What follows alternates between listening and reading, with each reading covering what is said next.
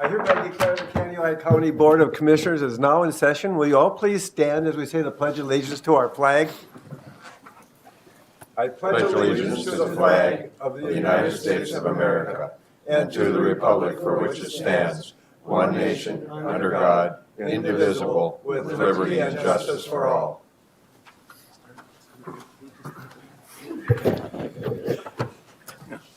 Good morning, everyone, and welcome. We got a room full here almost, and also I want to say welcome to the people who may be live streaming today or watching our board meeting on YouTube. For the record, the date is December 20th, 2022, and we got, what, one more or two more days until the days start getting longer. We have a very long agenda today. Our first items are the consent agenda, and as commissioners, you all received copies of that, and all the information. It includes, for the audience, the warrants, the minutes from the last meeting, as well as Human Services, several annual contracts that come due. At this point, I would ask if anybody has any quick questions. Otherwise, if any commissioner would wish to pull any of those items to be put on the regular agenda. If we did pull any items, I'll put it on the agenda as the first thing next. I'll move the consent agenda. A motion by Commissioner Nissen to move the consent agenda. Do I have a second? I'll second. And a second by Commissioner Gardner. Any further discussion? Hearing none, I'll call for the vote. All in favor, say aye. Aye. Opposed, same sign. Pass unanimously. Thank you. Now I would like to call on Mr. Gary Gear. Is he here? And I believe you have an update for us. And please identify yourself for the record and your department. Yes, thank you, Mr. Chairman. Gary Gear, Kaneohe County Environmental Services Director, and was here representing for the recycling center, or the sale of that. And after following the notices, we did not receive any bids. So we do not have anything to open or act on this morning regarding that. I think maybe Larry has something to add, maybe? So, Administrator Mr. Chair, Kleindl, Commissioners, I would recommend you rebid this one more time after the first of the year, probably around March or something. Okay. And we don't need a motion, just an agreement. That, Nope. head nod, does that work for everybody? Yeah. And you, Commissioner Nissen? Since, I'd just like to point out to the audience, this is Commissioner Nissen's last board meeting. He is retiring after today, but we'll be addressing that issue later on. All right, thank you. Thank you, Mr. Gear. Thanks, Gary. Next on the agenda, I would like to call on Stephanie Felt. Good morning, Stephanie. And you have your entourage here, I see. I do. I'm pretty excited for this this morning. We come before you asking for some equipment, but it's something that it's better for the crew that has had the boots on the ground to explain. So here with me today, I have our rescue squad training officer, Alan Bergquist. I have Kaneohe County Rescue Chief, Aaron Nelson, sorry. First Assistant, Jason Thorson, and our Emergency Management Assistant Director, Stacy Bonema. So I'm just going to hand it over to our crew because they're the ones that know a lot more about this equipment and our opportunities. So Alan Bergquist, go ahead. Good morning and welcome. Good morning. Good morning. Thank you for giving us some time to actually be here in person. Normally, Steph does our work for us and does a great job of that. But this specific thing, we thought it was important that we be here as well, just to explain and give some context to why we're asking for what we're asking. And before I go into that, I want to, I don't know if it's going to share that up. Is it? Yep. Before I go into that, I want to just give some context to the rescue squad itself, so we don't take it for granted that everybody knows what it is that we do, whether that's you guys probably do, but potentially people on live stream don't. We are an asset of the county, separate from the fire department, and sometimes people get that confused and think we're part of the fire department. We're not. We're a separate agency under Director Felt's guidance at the emergency management. With being a county asset, we respond throughout the entire Kaneohe County to various incidents. And just to kind of go through some of the things that people may not know that we're involved in, things like grain bin accidents where somebody's stuck in an auger or stuck in any kind of agricultural equipment or gets pulled down into a grain bin, we would potentially respond to that. We are a key asset for the Sheriff's Department in both land and water search. We have drone capabilities and watercraft capabilities to help out in that, as well as a trained personnel that are very good in that regard. Next would be ice water rescue. Somebody falls through the ice, a vehicle goes through the ice. We would certainly be somebody, the asset that would be paged out for that. And then we obviously have the vehicle crashes, which is our most common thing that we respond to. I speak probably from a little different perspective. I'm one of the newest people to the rescue squad, and to me, the biggest asset of the rescue squad is the people, the commitment of the people that are involved. We have 19 rescue personnel, all first responders. We have a couple paramedics, a couple EMTs, so we can provide some medical care as well and back up the ambulance when they're out of town. But looking from afar, I joined the rescue squad at a later period in life. My kids are gone. My wife doesn't care what I do. My businesses take care of themselves. So it allowed me to do that. But when I look at guys like these guys, and actually a good portion of our squad that have been doing this for 15, 20, 25 years, and they got kids at home, they got family events, and they're getting called out 159 times or something. Not that we all make all of them, but called out every couple days on average to leave their family, to leave their kids' events and come and respond, and sometimes clock out of their high-paying job to take $17 to go to a call. This is a volunteer position, and it's a credible commitment, and I'm humbled by the commitment some of these people have made, and I think we owe that to them to really advocate for our squad in terms of safety, and that's what we're here for today. And just to kind of give some context to what we do, when we initially get to a scene, I think people have seen Chicago Fire and things like that on TV, and heard Jaws of Life, and that's kind of, they think we just jump in and start cutting and removing pieces of vehicles to get people out. But our first priority when we get to a scene is this scene safe? Is it safe for us? Is it safe for the emergency personnel that come? That's our number one priority.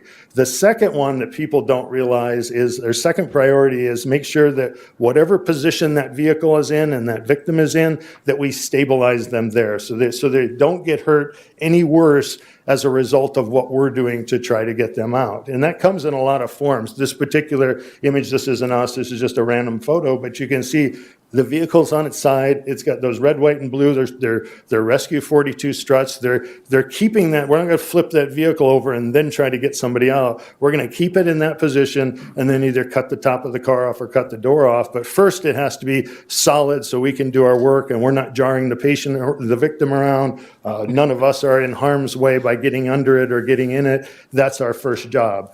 There you can see it from a different angle. Here, same thing with an upside down vehicle. We're not going to try to flip the car. We're going to stabilize it where it's at and then go to work to try to remove the victim. So we have Rescue 42s on our primary truck. We're not going to get into all the specifications of what those are, but you can kind of see on here, as long as it's short and compact down to 3 feet, it's pretty strong. Doesn't give us a lot to work with at 3 feet, but as it extends out to 8 feet, we're down to only 4,000 pounds of stabilization capacity. And if we look at passenger vehicles, you take a 1-ton truck, 7,000 pounds of the payload of over 4. We could be in that 10, 12,000 pound range. We're still fairly good when we use Rescue 42. So passenger vehicles, we feel pretty confident. We've got the tools to be able to do what we do. The problem is Candiota County and any county, but I looked for some statistics on this, couldn't find them, but there's an extraordinary amount of heavy vehicles in this county for various reasons. You have the beet plant, obviously, down in Renville County, Dooley Petroleum, Genio trucks, 2 sanitation companies. Now we have a FedEx distribution center out there. I would assume that's going to bring significantly more FedEx trucks to this area. Rail traffic is incredible. Obviously, we've diverted some of it around the city of Willmar now, but it's still in the county of Candiota. So we still have to deal with incidents that happen with them. And then the last one that we can't forget about is obviously farm equipment. Getting bigger and bigger all the time and certainly heavier, and we have to deal with those. And when we start talking about these types of vehicles, and I don't know the weights on all these, What I do know is I think it's 82,000 pounds is the maximum weight on the roads in Minnesota. We're in trouble when we get in situations that involve these kinds of vehicles. And I don't show these for dramatic effect, more just to emphasize we're not talking about things that happen every 20 years. We're talking, these are all things that happened in the last 12 to 15 months that we were involved in. And we don't take any pictures, so none of these are confidential pictures. They're all pictures from the media. But this first one, full milk truck, when we got there, the tanker itself is on an SUV with multiple victims inside. We have no ability to do anything with that heavy of a tanker. So we have to call, in this case, we called Ed, and we wait for Ed, and they get out there with their heavy wreckers. Fortunately, they were in town, which sometimes they go to other parts of the state. But we have to sit there and wait for those guys to come out, put their chains around it, try to lift that off. And there's a couple problems with that. One, that's not their role. That's not what they're not trained for emergency situations. They do that because they're great people. Whether they're insured for it or not, I don't know. But there's also the time component of us sitting there waiting for somebody to come and move that and stabilize that so we can do what we do best. There's one I'm not going to show a picture of because I think there's still some litigation, was the sanitation truck that hit the van. Obviously, there was nothing we could do for the victim in there, but should that have been a situation where there's a victim we need to get out, we would have had a hard time dealing with a truck that's that heavy. This was in Candy, Ohio. No, they weren't texting, driving right into the sun, couldn't see that the bus was stopped and ran right up behind. Fortunately, it was a truck, so it went bumper to bumper. If it would have been a car, it would have looked more like this. And you see lots of images like this of whether this is a bus, but it could have been a truck or anything else. The cars go right up underneath it. We have no ability to lift that bus off of that car. And in this case, that bus would have been pushing the dash forward into the victim. Then the victim's stuck in there. We can't get them off without rolling the dash off of them. We just don't have the tools to be able to deal with something like that. And this was west of Candy, Ohio. This one I show up, I hesitated to show it just because there's a lot of emotions that surrounded. This was the unfortunate thing at Ryan Erickson's farm, only to indicate that there's things other than vehicles too. There's a lot of heavy objects that we need the ability to sometimes move and sometimes stabilize. And even after this incident was done, there was a second round of storms coming in with super high winds. The thing had already been proven that it moves, and now it's sitting there off of its foundation, potentially going to move with a lot of emergency people around it. We don't have the stabilization equipment to be able to do anything about it. So we had several members that went to a heavy vehicle extrication, I think it was late summer, early fall, and they found out that Paratech is a company that actually makes a kit that is a heavy vehicle extrication equipment. It's designed to lift significantly more than what our Rescue 42s are. And I'm not going to go through and talk about every piece. You guys don't want to hear that, but it comes with a lot of different attachments, extensions, bases to be able to modify to all of the different scenarios that we might encounter out on the road and in the city itself. And so if we took this, for example, going back to the school bus incident, again, that bus is pushing down on the dash. It's going to trap who's ever in the front seat. It's going to trap them in the vehicle because of the dash there. You can see the arrows pointing to the long stabilization struts that in the Paratech equipment now has 120,000 pounds of capacity to stabilize that. Because the first thing, we want to stabilize it so it doesn't move, but we also want to keep it from crushing down on that vehicle any further. So that's the first thing. The second thing would be to put the hydrofusion strut under. You can see the little pump down next to it on the hose. And that allows us to lift that bus off. And that has 10 tons of lift capacity per side. I got to quit hitting the mic because I'm sure people don't appreciate that. But we don't need to lift this thing feet. We need to lift it a couple inches. Once we lift it a couple inches, we can go in and we could take the door off, put a ram in, roll the dash back and extricate. We just need a little bit of working space. We just don't have any tools that would allow us to do that. And it comes with, you can see that they're showing a lot of the other pieces in action, but we won't go into all those. A couple other scenarios where they're using them. This vehicle is partially on its side. They're just using the stabilization struts to keep that from tipping so they can get in there and do their work without danger to themselves or their victims. This is a kind of a unique scenario. It's in a building collapse. And you think, well, we don't have a lot of that here. I just saw one the other day where a vehicle ran in the front of the building and took out one of the posts that stabilized the building. And they use this type of tool to stabilize the building, not just to get the victim out, but to get the people in the building out as well. So a very versatile tool. And really what it comes down to is risk. And we know, every member of the rescue squad knows that by taking this position, we assume a certain amount of risk. We just know that we're going to be heavy vehicle, driving on crappy roads, sometimes high rate of speed to get there. There's risk. We get there, sometimes the vehicle's upside down, gas is coming out, we create a spark, we're in a fire. We get it, there's risk to that. But when there's things that we can do to potentially mitigate the risk, then we think we have an obligation to our members to really pursue that and try to find ways to fund that. These guys do a great job they've all been on a significant period of time. They do a great job of helping us avoid risk when we get there and overseeing the scene. But if there's things we can do from an equipment standpoint to mitigate the risk, I think we should really take a look at that. And you guys got the sheet, I believe it was $57,044 or something, under $58,000 for this entire equipment package that's going to give us the tools to be able to help protect not just victims, but these rescue squad members that do commit a significant amount of time and family time to help in the county. So I'd open it up to any questions. Commissioners, any questions or comments?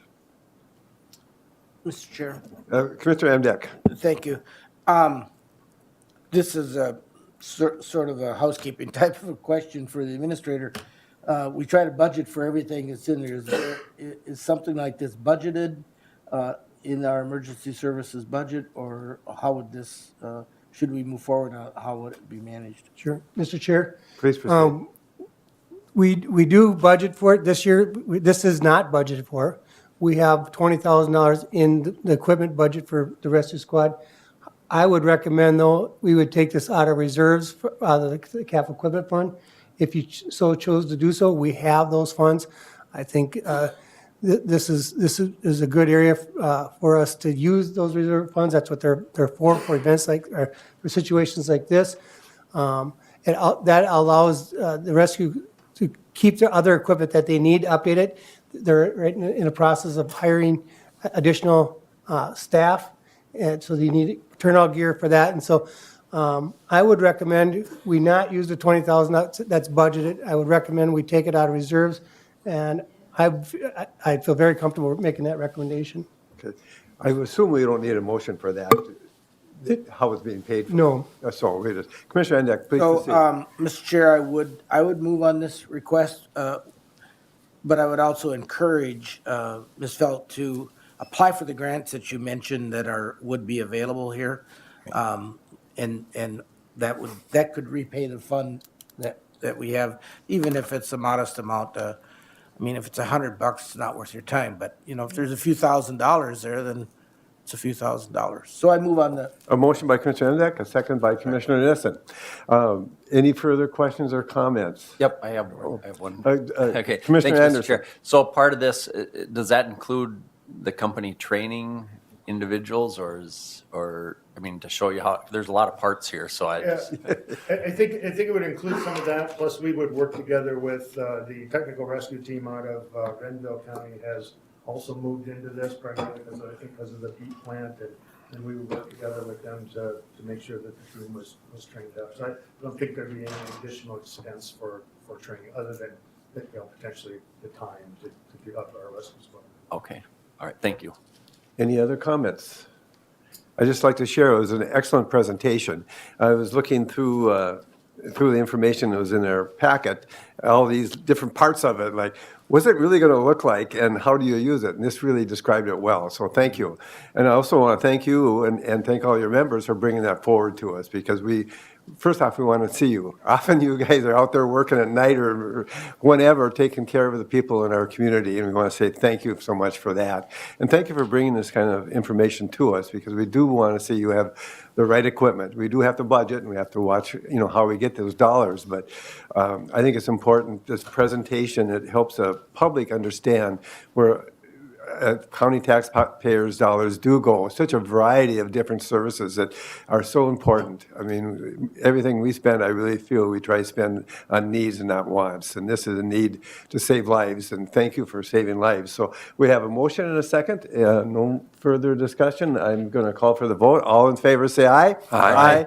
All those opposed, same sign. Pass unanimously. Thank you very much, and thank you for the hard work. And I know you're going to be out there on holidays and in this cold weather. And I actually thought about you because I knew it was on the agenda when I drove out here this morning. Like, in this kind of weather, these guys could be out here, or these people. It's not just guys neither, or could be in this kind of weather taking care of us. So thank you for having our back.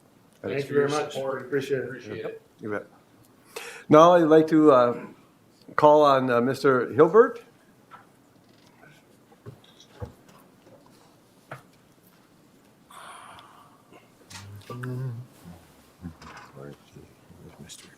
Good morning. Morning. Would you please give your name and your title for the record? Russ Hilbert, Candiac County Aquatic Invasive Species Coordinator.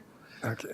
I'm presenting a few items today, the first of which is the Resolution 2022-62. DNR requires a resolution every year to accept the aquatic invasive species funds from the state. It basically just lays out how much we're accepting from the state, and then how we plan to use it. It's just kind of part of their statutes that they require. Requesting approval and signature on that. And then the second item is the work plan for next year, 2023. The resolution and the work plan are both for next year. So the work plan just kind of my best guesstimate as to how many people we plan to hire for inspectors, if we're running a decontamination unit or not, and then what accesses we plan to staff for the year. So. Mr. Chair? Minister For Kleindahl. for the public, can you just give a little background of what last year's season was like and how many inspectors you had and what you found? Could you give a little bit? Yep. Last year, we ended up with 21 inspectors. I think I had planned to probably hire about 22. We ended up with 21. Good amount of people, so we were able to run the one decon unit. Did a good number of inspections. I think little lower on the inspections, but with the number of hours is pretty similar to the previous year. So. I looked through your plan and it's quite detailed. It's too bad, and for the audience too, that it's online. Am I correct, Mr. Yes. Kleindahl? Yes, it And to read some of that. And would you just comment that there was one success that you wanted to point out? Yeah, on the reporting. Not that there's more successes, but one really stood out more than the other one. Yeah, I think the one you're referring to is just the hot survey we had on Long Lake Howick. We had an inspector staff there, and somebody came to the access with zebra mussels on a personal watercraft, and they were able to find that before they launched. The story I heard, though, was that it probably came from Long Lake before, but maybe that isn't entirely true. Without talking to the boater, I don't know exactly if that was the true story or not. So, but as of now, it's not infested that we know of. So, Approximately how many inspections do you perform each year? it's generally in the range of, I think, 4,000. I think, yeah. So for last year, we did a little over. Actually, it was 7,000, a little over, almost 7,300 inspections for the year. So, and that's a little lower than previous years. My inspectors and the DNR both noted they thought it was a little slower last year. Okay. Commissioner Nissen. You mentioned, is there funding from the state for this? Yeah, it's a state grant. What's the number? For 2023, would be $246,000 and $90. So. And that takes care of basically the labor, or does that also take? care of- That's everything. That's including our what do you call it? Advertisement and local grants to the Lake Association for Lake Treatment. It pays for portion of my wages, it pays for the inspector wages. Okay. A lot of different things. I set up the budget to kind of utilize that as best as possible. Let's hope they continue to fund that. Yeah. Yes, it's very, very important we do that. At this point, Commissioner Endek. Well, a comment related to Commissioner Nissen's question. If you recall, that number used to be bigger, what we get. And what happened is that the state of Minnesota has X number of dollars in the pool. It might increase a little bit, I don't know that, but it was based on a formula of parking spaces at a boat landing and boat landings. And so when this program got kicked off, almost 10 years ago now, maybe more than 10 years ago, there were fewer boat landings and parking spots at boat landings than there are today. So now it gets spread out over a few more. There's a $10 million pot, and using that formula, if another county makes changes to their access where they add spots, then our amount gets a little smaller. So Okay. it's reduced a little bit in the last few years. Commissioner Anderson. Yeah, so I'm on that committee, and I would like to make a motion that we approve Resolution 2022-62, and I believe that's the 2023 AS Prevention Aid Plan and 2023 Work Plan approval. Motion by Commissioner Anderson and a second by I'll second. Commissioner Gardner. Any further questions or comments? Commissioner Gardner. Thank you, Mr. Chair. Russ, just one brief question. You've had 2 decontamination units in the past, and only one is really being utilized. Can you speak to why that is and any possible impacts? Yeah, so 2019, we did make use of both of them. The second one is more of a mobile unit. We moved it around to a couple different accesses, but there were some maintenance issues being that it hadn't been used for a couple of years, so we really only did 11 decons for the entire year with that one. It's not the same type of unit, doesn't have filters, so it does plug a little more frequently if you're reclaiming the water. 2020 was the COVID year, so the DNR didn't offer the level 2 in-person training for decontamination, so we didn't have enough staff trained to run both. And then 2021, we just didn't have enough staff again. We were a little short that year. And then last year, we had enough staff, but most of them were more the part-time. So just not enough staff availability to run both again. And we've actually chosen to auction it off now, since we're just not able to make use. And with the shrinking grant funds, it's just harder to warrant having 2 of them available, so. So there really wouldn't be then any thought as to getting an upgraded second unit and making that available in the future? Not right now. We spend a great deal of money on the local grants. They're pretty well utilized, so that eats up a large portion of the budget. And just having the inspectors eats up a large portion of the budget. I believe, off the top of my head, that second unit new was around $25,000, so that would be a big chunk. I think if the one at Spicer ever becomes unfixable or something, I think we could look at purchasing another one at that time. But right now, I think I would just stick with the one. It's tough to utilize just the one right now.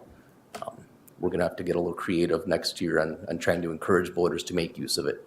There's some complacency on the part of perhaps That's kind of my boaters? thought, is there's a lot of complacency. We've had it there for a number of years, and we speak to a lot of the same boaters year after year. I think they're just getting a little complacent and not realizing that, yeah, there's a lot of zebra mussel infested lakes in our county, but there's a lot of aquatic invasive species that we don't have that we'd like to keep out of our lakes. So like starry stonewort, for instance. Thank you. Administrator Kleindahl. So to answer your question regarding buying a unit or running units and stuff, it takes a lot of staff. You have to have 2 staff to operate decontamination unit. And so if you're trying to cover all the units, it's very important, but it's also a voluntary thing. And so if the boaters choose not to have their boat decontaminated, we can't force them to. If they're suspected of having invasive species on their boat, we can stop them from going into the lake, but we can't force them to have their boat decontaminated. Commissioner Anderson. Yeah, so that was going to be my comment. Oh, okay. Was that we have staffing issues just like every other department, and you know, even though it looks like a nice job, I mean, you get to sit by the beach a lot of days, but you know, after a few days, maybe that gets old too. But some people just don't want to do that, and so staffing issue has been a problem, I believe. And then I think 2 years ago or the year before, wasn't there there was quite a bit of interest, I think, using the decontamination. That's a couple of years ago, yeah. Yeah. So, and I suppose every year is different, and just last year probably wasn't as much interest anymore in it. So, Okay, thank you. Any further discussion? Hearing none, we have a motion to approve Resolution 2022-62 and in the 23 work plan. And no further discussion. I'm going to call for the vote. All in favor, say aye. Aye. Opposed, same sign. Pass unanimously. Thank you for coming this month and giving us the annual update. And I do have the your new- reports yet to approve, so. Oh, okay. Please proceed. I'll grab a signature from him before I'm done, so. The next item I have is the DNR annual reports. There's actually 3 of them. 2 of them are a DNR report, and then the third one is just a little more detailed information that I put together.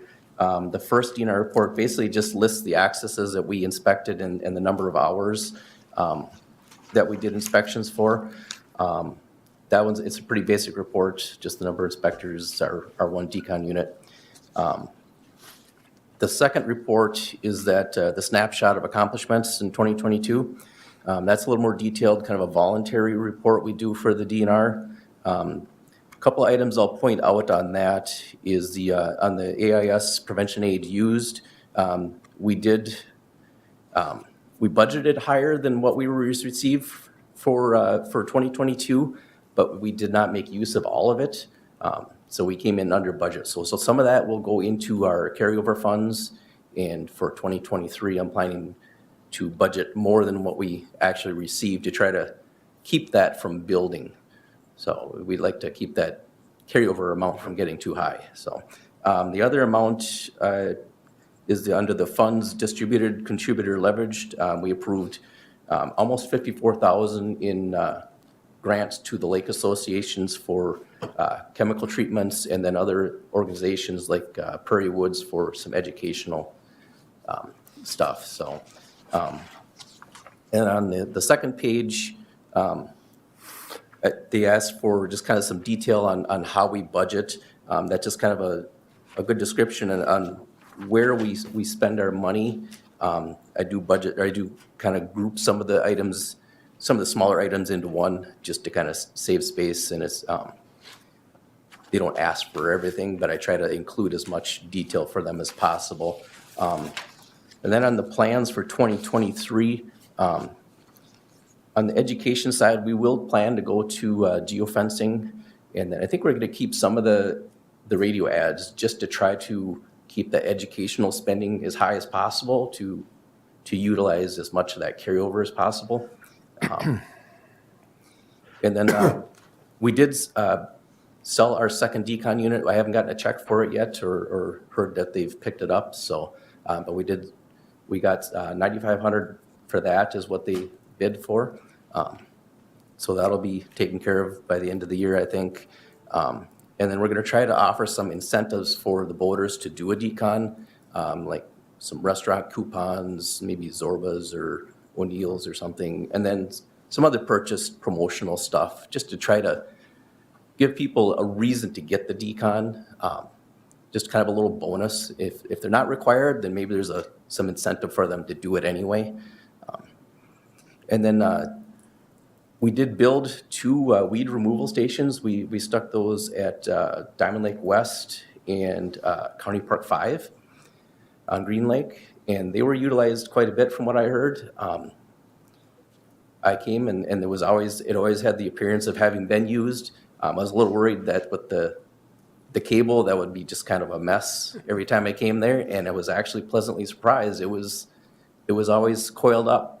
So they seem to have worked pretty well. So the plan is to build 5 more of those for next year and place those at different accesses. So There'll be a DNR accesses, so I had to work with the DNR on the exact location of those. So hopefully they're still utilized as much as the first two, but we'll try to keep up that and encourage boaters to, even when there isn't an inspector there, you have some tools to clean your boat. So, and then I did update the signs. They all have a QR code, goes right to the website. We have cleaning instructions there. We have the decon hours and location there. Just providing people resources, where to look for things and how to clean their boats. And then I also did purchase items to throw together a kit for spiny water flea monitoring. That's available for anybody to borrow. So far it has not been utilized, but it's there for any lake association that wants to monitor their lake for spiny water flea. The third report is a little more detailed. Couple of things on that. We did have Long Lake, Wilmer, and then Wilmer and Foot Lakes here are all now listed as infested with zebra mussels. Those were just found this past year. So I pointed out the number of inspections. The inspection rate was down a little bit from previous year. And again, we think we had less boaters overall this year. So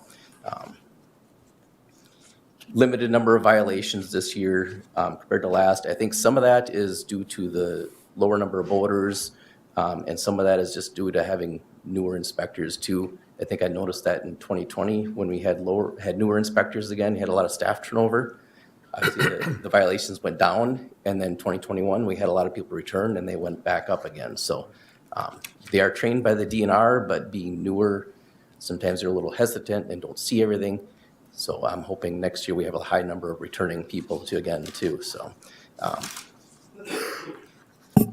and I mentioned we only hit 99 decons for this year. So we're hoping to bump that up again through the incentive program again. So. Okay, Yeah, I just am curious about the Sentry units or eyelids, whatever. They only, according to your report, found led to 6 decontaminations. So what could we get rid of those and use the money for something else? They didn't lead to decontaminations, but what they did is the company that we contract with sent a report to the sheriff's office, and they do an investigation. And typically what they result in is just a warning and just a educational moment for the boater. So it's there's no saying enforcement it's based on the camera, because they treat them like a stoplight camera that our sheriff said he's not able to do enforcement based on that. So, but we are, for 2023, we are selling 3 of those back to that company. Okay. That were not being utilized. I was working with the lake associations on getting half of the operational expenses, the annual operational expenses paid for by them. There is a grant. A lot of them were purchased with a grant that has that language that requires that. So we started asking for that, and then we asked the ones that do not have that language to also, if they would also contribute half of that as well. And 3 lake associations said that they do not want to pay half the operational expenses. So one of those happened in Norway Lake, which had the grant agreement. So I kind of made that call to not put those 3 out for 2023.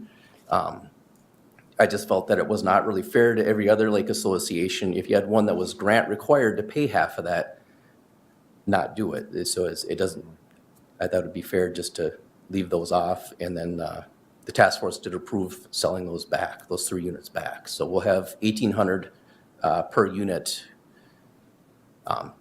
depending on if everything's functional in those units that we would get back from that company. So I was planning to go this week to deliver those, and I think I'll postpone that based on the weather. So. Commissioner Anderson. Yeah, so thanks, Mr. Chair. So on those Sentry units, I think almost every meeting we talk about them, those eyelids or whatever, and some lake associations really want them, and there are actually people that go through and look through the photos and see what they can discover or whatever on those photos or whatever, that those eyelids deal with. And then I think you were also looking at maybe possibly seeing if we can't come up with a way to make a few on our own in case of those lake associations that really want it. We can just say, well, you guys take over, dealing with it, and then you can kind of do your own policing yourself instead of hiring somebody to do all that every year. And then as far as then we come back, I want to also comment quick about those what do you call those stations, the aquatic removal stations. Russ has done a really good job. He looked into purchasing those type of stations, which was really expensive, and he came up and worked with the Public Works Department to make a sign and saved quite a bit of money, making them on our own or whatever. So with that, I would like to make a motion, that we accept the 2022 AIS annual report. A motion by Commissioner Anderson and a second by Commissioner Nissen. Any further discussion or comments? Hearing none, I'll call for the vote. All in favor say aye. Aye. Opposed, same sign. Passed unanimously. Thank you for the detailed report, and I kind of put them all together as one report. Been very busy. Okay, we got one here, I think. Check. Yeah. Right there. And there you go. Thank you very much. Yep. Okay. Yes. At this point, I'd like to call on Kennewick County HRA Director, Jill Bankston. Good morning, Jill. Morning, Joe. Morning, Mr. Chair, Commissioners. So today we were going to continue on with our discussion on the idea of setting up a county-wide local housing trust fund. Just a quick recap, local housing trust funds are allowed for counties and cities to set up to be a housing tool for either preservation or development, whatever you want it to be locally. We went through a draft last time. So I'm not going to go through that in detail again. I'm just going to go through a couple highlights or a couple changes I made in red, and that was in your notes. So on page 1 under subdivision 1, there was purpose and intent, and I made a few changes for better clarity on the purpose of the trust fund. Page 3, over there. I just added the words under number 1 for its approval, just to clarify that the county board would be adopting all the policies and procedures for the program. Under page 5, subdivision 5, let's see here. Sorry, I guess it's actually on page 4. Page 4. Subdivision 5, under number 4. I added to note that the trust fund could be used to create multifamily workforce housing. However, I also added something else, and this was not in your comments, it's just something that I added. I added that if an owner is assisted with trust fund dollars, the owner will also agree to rent units to households who have rental assistance vouchers if the household meets the owner's screening criteria. My reasons for that is we are Housing and Redevelopment Authority administering this program. Our state statutes mandate that we serve low and moderate income people. Now, that doesn't mean if someone that's building workforce housing has vacancies, we refer people with vouchers over there, that landlord still has the right to screen those prospective applicants the way they would screen anybody else. If those applicants don't meet their screening criteria, for example, criminal, credit, landlord references, they would not have to take those voucher holders. Commissioner Emdick? You have a Thank you, question? Mr. Chair. The screening process, is that a policy that is pretty much set statewide, or is that an arbitrary policy that can be used then to turn down applicants that might So need the assistance? that would be something that the landlord, the owner would make. I would think in our policies and procedures, we would just want to see what those policies look like so that we are not running into fair housing discrimination issues. So if maybe their screening criteria is, I will not rent to people who have a 5-year history, who in the last 5 years has had drug or violent crime history, poor credit, poor landlord references, something like that. We just would want to see how it's going to apply to everybody they're going to screen.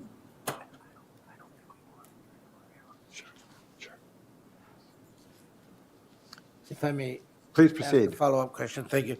So are you saying that any time an application is made that we would review the screening or review the application and know the screening process of the applicant? Okay, so if a owner is coming to us for funds, Right.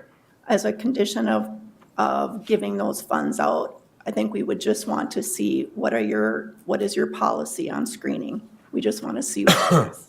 But we're not going to tell them, yeah. May I continue? Please proceed. So, and if there is a red flag that comes up, we would have the right to say, because of this concern, we're not going to make a recommendation for Or approval? see if we can work out to explain why we see it as a red flag. It would only be a red flag if we think it's in violation of a law, fair housing law or a state law, and then ask them to make that change and then proceed on with the loan application. All right, thank you. And then, Okay, Commissioner Anderson. Yep, thanks, Mr. Chair. So this here was a continuation of the last time we talked about it, Yes. but it's to use some ARPA funds, is that correct? Yes. Yeah, okay, so it isn't coming out of like people's property taxes? Right. And it's just, yeah, okay, Yep. thank you. And you're going to be getting into that more yet today? Sure, yeah. Would you like me just to finish a couple notes here and then, yes? You bet. Okay, so that was that change on page 4, and then the last change is on the last page, page 6. And this came up from Commissioner Gardner, who was not present at the last meeting, but is also a liaison on our HRA board, and we discussed that, let's say we give someone, we give a recipient a grant or a 0% deferred loan, and they then, within the term of their contract, they violate it. This would impose a monetary penalty on that owner for violating their agreement and receiving funds like at no interest or a grant.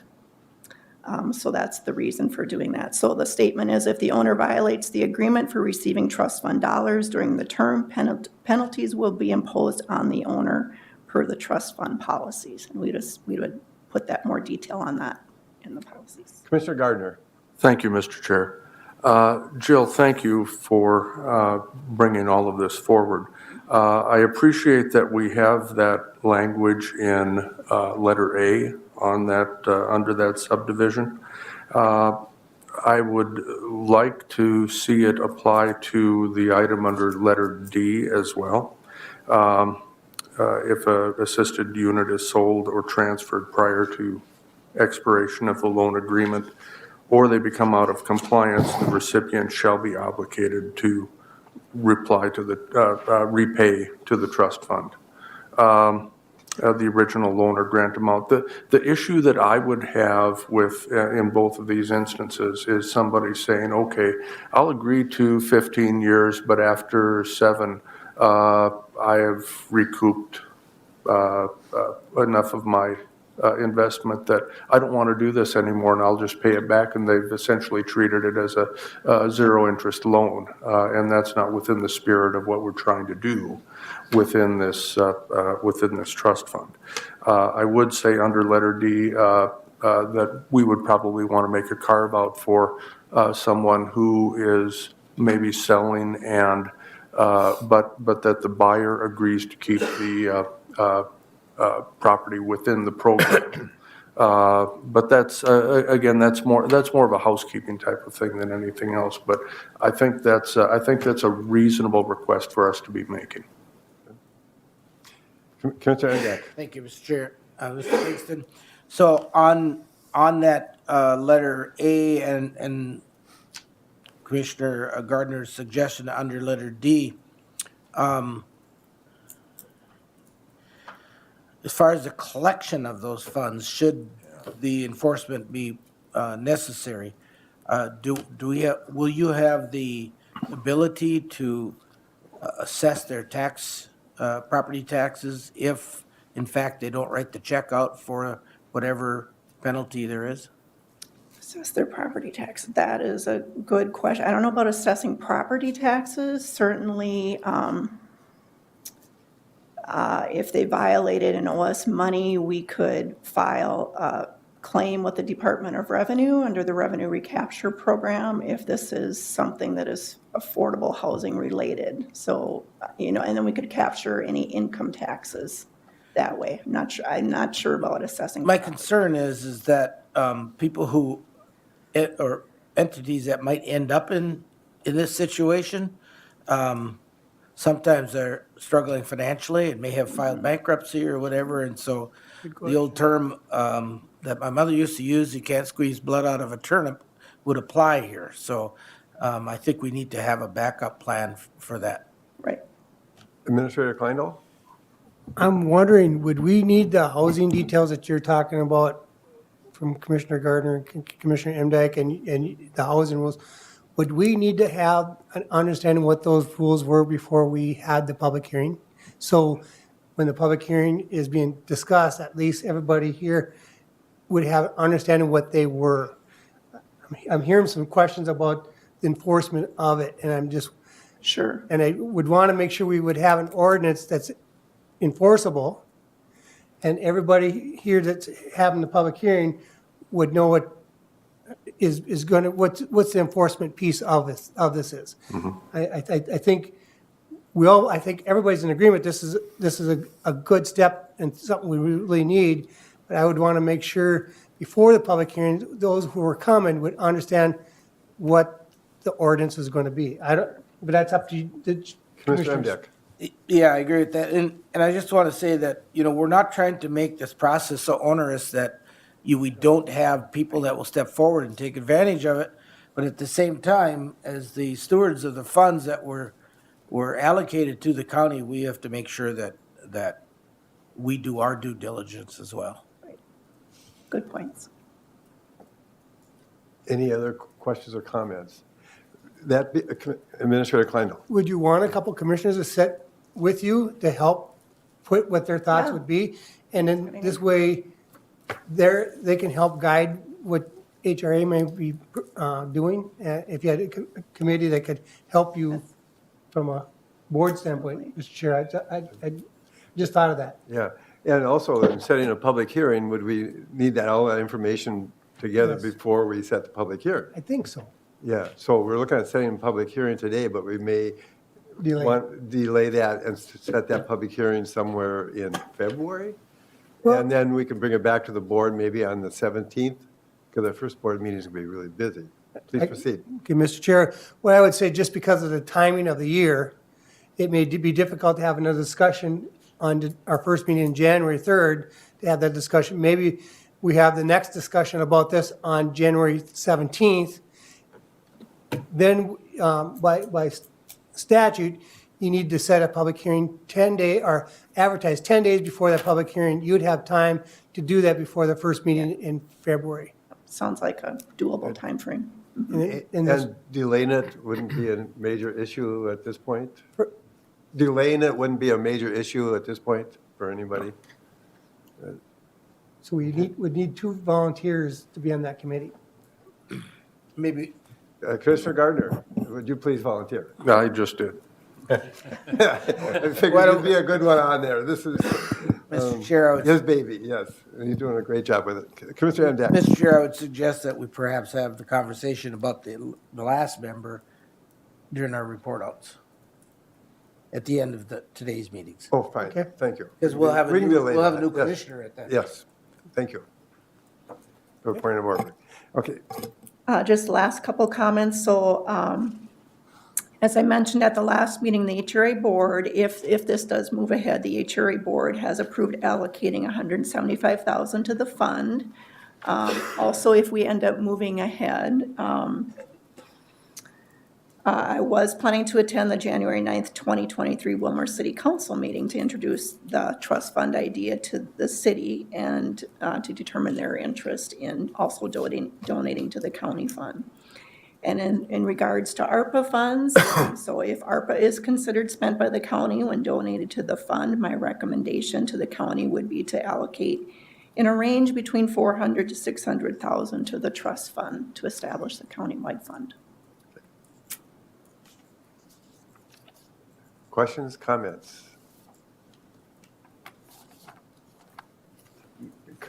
Commissioner Gardner. Thank you, Mr. Chair. It got real quiet after that. Well, when you mentioned 400 to 600,000, but we all saw it in print. We were not surprised. But who's going to move forward first with this? I just want to say that in general, this idea of a trust fund, again, it's allowed by statute. And the idea is to help out some of our, I kind of call them retail real estate investors. We're not talking about large entities, corporate entities being able to access this funding. This is something that's going to be available across the entire county.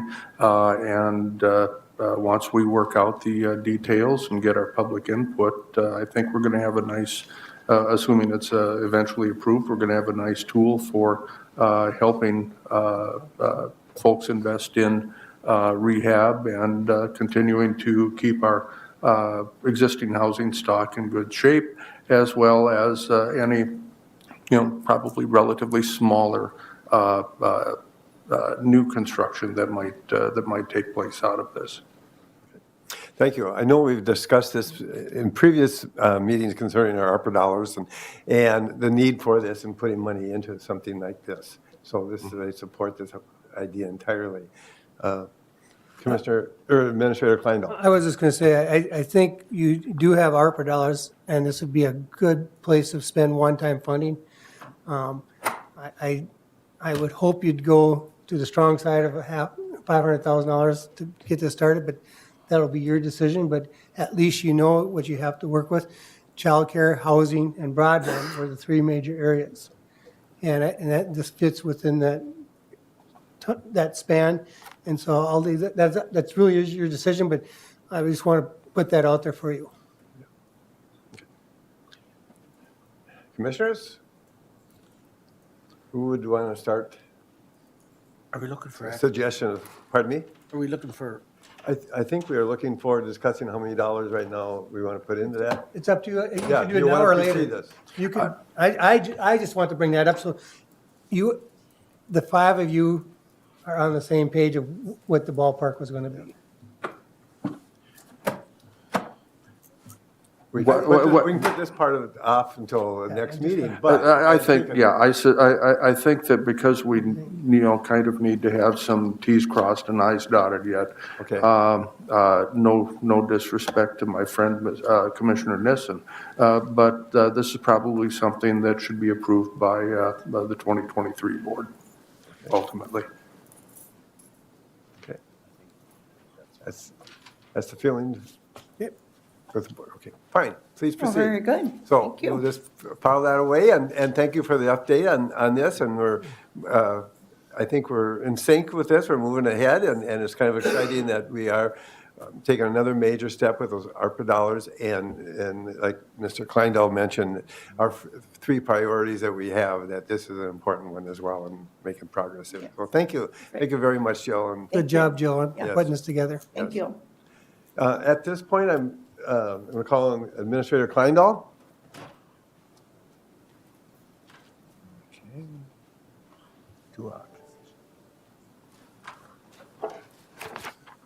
Larry Kleindl, County Administrator, here before you today. By statute, we need to set your salaries for the 2023 year. And as you recall, in 2022, earlier this year, we went to a per diems versus, went away from per diems and went to a salary. And we had a long discussion when we did that. And one of the discussions we talked about is, how to handle, going forward with the salary setting. My recommendation at that time was to keep the cost of living equal to what we'd give our employees in order just to keep it clean and make sure you don't fall behind, and also so we don't have 1 year also when we're trying to catch up. So this year, for 2023, the cost of living is 2%. And that, if you did a 2% salary increase, that would be an increase of $798.86. The other option you have, if you choose not to do that, then it would be keep the salary where it's at, or set it any other area. But you need to set it today, and it goes in effect at the first of the year. Mr. Chair, I would move on Resolution 2022-63. And resolution number, They're both, yeah. Yeah, Option both option one or proposals option are under two, the same right? number. Yeah, with the cost of living, With the cost of living increase. With the cost of living. 2%. We have a motion for 2% cost of living increase for compensation for the Kennewick County Commissioners. Is there a second to that motion? The chair will second that motion for discussion. Any further discussion? Mr. Chair. Commissioner Anderson. Yeah, I'll just say, we got a lot of stuff we deal with, calls and emails, so it does take up a lot of time to do our jobs, I guess you should say, to do it properly. And there's ribbon cutting ceremonies and everything else that we go to, and I don't charge mileage or anything when I go to those, but I don't know if we're supposed to or not. But anyway, so it does take a lot of time out of our that we go into, and with inflation being 7 or 8%, I think it's reasonable. Yes, I don't feel it's an unreasonable request at this point. Any further comments or discussion? I am Commissioner leaving, Nielsen. so I feel like I should almost stay out of this completely. Okay. On the other hand, you're the one that, you do a great job of keeping track of the dollars, and we appreciate that. Hearing no further comments, I'm going to call for the vote then. All in favor, say aye. Aye. Opposed, same sign. Pass unanimously. Thank you. Thank you, Mr. Kleindell, for putting those options together for us. At this point, I'm going to take a 5-minute recess.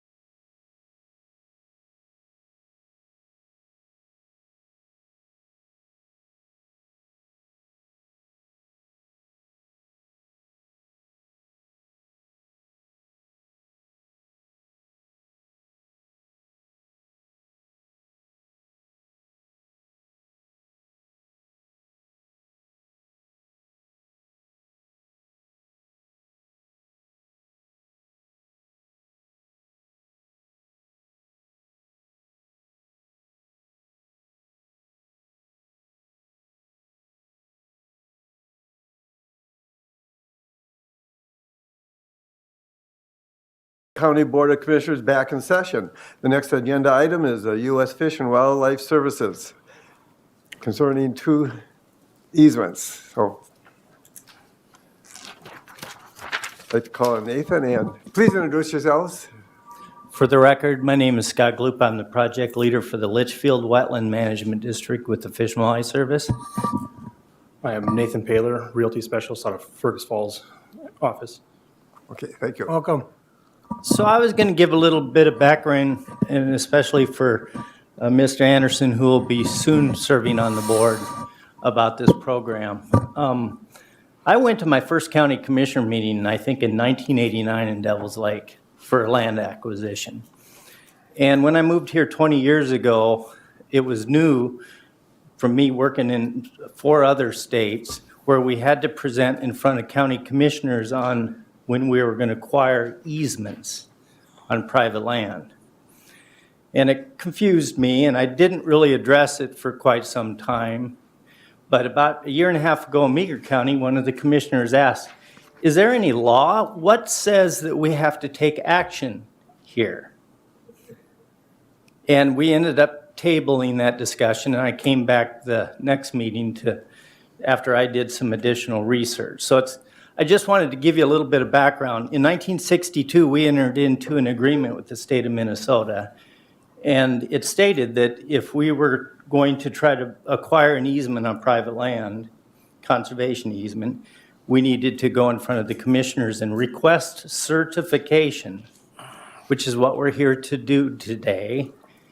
But the question is, what is certification? So there are no state or federal laws that require you to take action at all on this. It's just based on a procedural agreement that exists with us in the state of Minnesota. So a lot of times I think commissioners interpret this as that you are approving or denying the acquisition of an easement. And that's not what you're doing. In the state of Minnesota, the only entity that has that authority is the Land Exchange Board, which is made up of the governor, state auditor, and state attorney. So what we will do today is ask for certification, and then ultimately we present it to the Land Exchange Board, and they are the actual approval process. So it's kind of an odd situation. You might consider it more of a recommendation. It gives the county commissioners an opportunity to weigh in on these. So that's just a little bit of background. It's much more lengthy than that as I've gotten into it. But I feel obligated to, as I meet with the various counties that I represent, to provide a little more background after being asked that question by Commissioner Meeker County. And, I think generally it comes down to kind of the landowner's rights thing. We are the only entity that are required to do this. The DNR buys conservation easements. Board of Water and Soil buys conservation easements. USDA buys conservation easements. A number of national governmental organizations buy conservation easements. None of them have to do this, but we do it because of this procedural agreement. So I just thought I'd give you a little more background, and I'll turn it over to Nathan. Well, first off, thank you for that update. And actually, I think the Board of Commissioners do like to be involved in the loop and they got to know what's going on and being part of that. So thank you for clarifying that. So today we've got 2 wetland easements that we're presenting. See if I can line this map up. You want me to back out a little bit, or is that good enough? That should be good there. So Okay. this is a wetland easement for Alvin DeRuiter and Linda Peterson, 36.4 acres. This is up in Norway Lake Township. I guess if any of you know Alvin, he just passed away the other day, but his wife wanted to continue with the easement. So we're proceeding with that. The second wetland easement we have is with VC Properties, and this is in Dovray Township. This is 52.47 acres that would be acquiring, and this is, both of these it's just the wetland acres themselves that the landowner is selling us. Okay. Was there any questions? Commissioners, any questions, comments? Commissioner Anderson? Yeah, I got a question. So you got different numbers on there. Does it mean that it includes all those different parcels or properties or water areas? Yes, so or is it the blue just line that is number? the basin, and they've just been given a number, Okay. basin number, and so that's the actual area that we're purchasing, right? Okay. So it isn't just where you have the little red eye, whatever that is? No, Okay. the red spot, that is just where there's a culvert that goes under the road, and that's the maximum height that wetland will get. We won't raise it higher, because we don't want to affect any roadways. Right, thank you. So you are looking for certification or a motion to approve, and can we lump these two together then as one motion? I believe so, yes. You think so? You have two different signatures, but you can do that, I yes. can do that, okay. I will move. A motion that by we Commissioner approve Nissen that certification. to move the certification for the two properties. Is there a second? I'll second A that. second by Commissioner Emdek. Any further comments or discussion? Hearing none, and I'll call for the vote. All in favor, say aye. Aye. Pose same sign. Pass unanimously. Well, thank you for bringing that forward and in your explanation of what we just did. So want a thank you. signature Before you go, Okay, this one. you certify, yep. Right Here. here, that one, yep. Okay. There's one behind.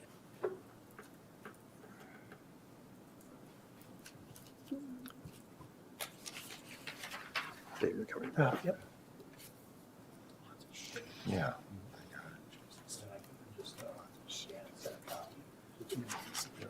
Thank you. Yeah, thank you. Okay, thank you. If I may, Mr. Chair, board Please members, proceed. could I have the floor for just a couple more minutes? Sure.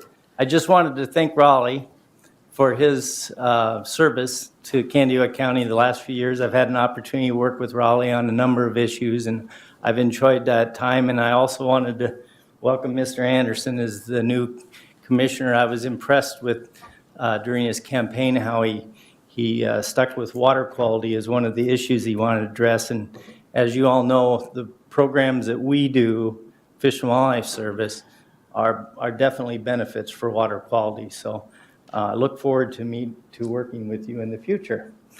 And that's it. Well, thank you very much again. Thank you, and Merry Christmas.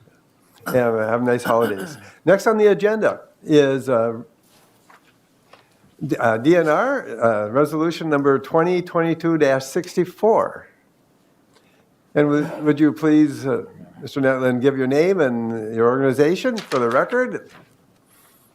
Good morning. Good morning. Thank you, Mr. Chair, members of the board. My name is Corey Netland. I am Area Wildlife Supervisor for the Minnesota DNR.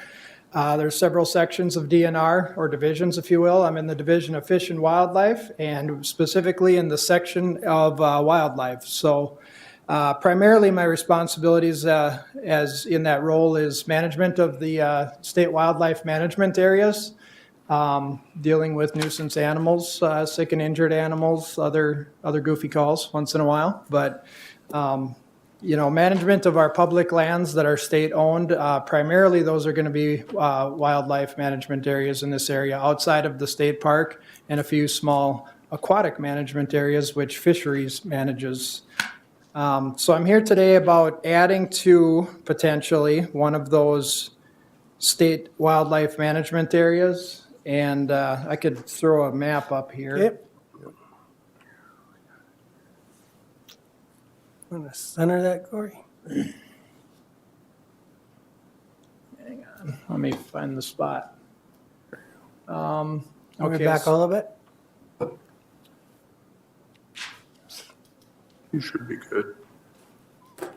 Okay, this is referred to as the Ringo Nest Wildlife Management Area because it's sandwiched in between the two lakes of the same name, Ringo Lake and Nest Lake. So you're traveling up Highway 71, go around the Ringo Lake proper, and as soon as the road starts to straighten out, this property would be on the east side of the road. You can see some, if I go a little bit to the up here, we've got some Turkey barns. turkey barns to the north, yeah. And this was Quam Properties. They took gravel there years ago, now owned by Dunick Companies. And the parcel that we're looking at here is referred to as Tract 4B because we already purchased Tract 4A. 4B is owned by Wally and Leela Carlson, who now reside in Bullhead City, Arizona, I believe, or somewhere outside of Las Vegas. But anyway, we started talking with them about 4 years ago on this, so it does take a while to get to this point. And, you know, they weren't quite ready at that time. Have some family that hunts there, and renewed contact a couple years ago and wanted to start the process. So now we're finally here, and this is a DNR-led acquisition. So the background that Scott gave was great. For this one, however, this is actually an approval. So what we're looking at is a resolution of approval or disapproval of this tract, and a little more about it, I guess. See if I can find that one quick. All right. All right, the color on here represents the Conservation Reserve Program. So this was put into CRP a few years ago. That was actually 2008, and I believe it was in for a long time before that, so that was a renewal. Because what we're looking at here is pretty poor farm ground. In fact, there's almost none on this photo to be found because the area is more suitable for wildlife and or gravel. So a lot of gravel pits up in this area, also an expansive area of cattails, but we also do have a very nice gravel esker, which is a feature of that the glaciers left there and now grew up into a dry hill prairie. And there's more of that on this parcel. However, this is just a small little dot, so not really an esker, but more of a dry gravel hill prairie is what I would call it. So that's remnant prairie, and it's only 2¼ acres, but that's still significant because we've destroyed over 99% of the prairie in Minnesota. So what we have left is exceedingly rare and important to protect. And not only is there prairie on this parcel, but it also allows us access to some more on our side that we already own, but have been unable to get to and manage. And you see little dots on here. Mm-hmm. That's the eastern red cedar tree, which this is under no threat of development, farming, any other use, I guess. So this prairie is protected in a way, but the biggest threat to it is that trees overtake it. So this is fantastic that we'd have nice dry access into there and be able to maintain some prairie, and might actually help us with this is a difficult gravel esker for prescribed burning. We mow fire breaks all the way around and burn on both sides up to the ridge, and perhaps we could loop in a bigger burn area and make this a safer operation and better for wildlife all around. So the PILT payment always comes up. So we do make a payment in lieu of taxes rather than property taxes. So this year, the property taxes were $896. So if I round $4, I'm at $900. And the PILT payment is projected to be $1,099, so roughly $1,100. About a $200 difference between the two, and actually slightly higher on the PILT end of things. This is 40, it's actually 36.61 acres, but we'll just call it a 40 for simplicity here. Yeah, so any questions on that? Commissioner Anderson. Sorry. Okay, thanks, Mr. Chair. So I just got a question for my information. I drove by there a little while ago, or I don't know if it was a month ago or 2 months ago, and then I saw there was some activity, and I don't know if this is the location or if I got the wrong location, but you're building like I don't know, looks like a dam or something. Is that in that area? Yeah, it's close to here. So for a little bit further south of here, there's a pipe that outlets from the Ringo Nest WMA into Ringo Lake, a very popular fishing spot. Okay.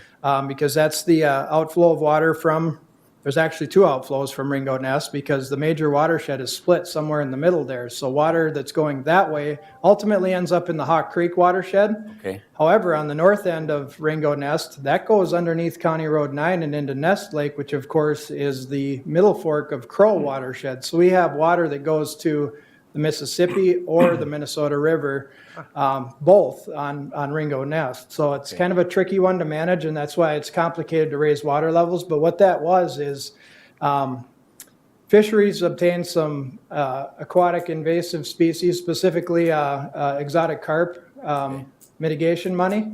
So in order to prevent those flying carp and all those guys, and even common carp it'll help with, but prevent them from going from Ringo Nest up into or from Ringo Lake to Ringo Nest WMA and into the other major watershed, they put a fish barrier there. So it's a series of 4 culverts with 1-inch perforations or holes in them. Okay. It's if you guys, some of you maybe are familiar with what the structure on Diamond Lake looks like, coming from the small chain of lakes that we've managed there, Hubbard, Wheeler, and Schultz, into Diamond Lake. It's the same thing.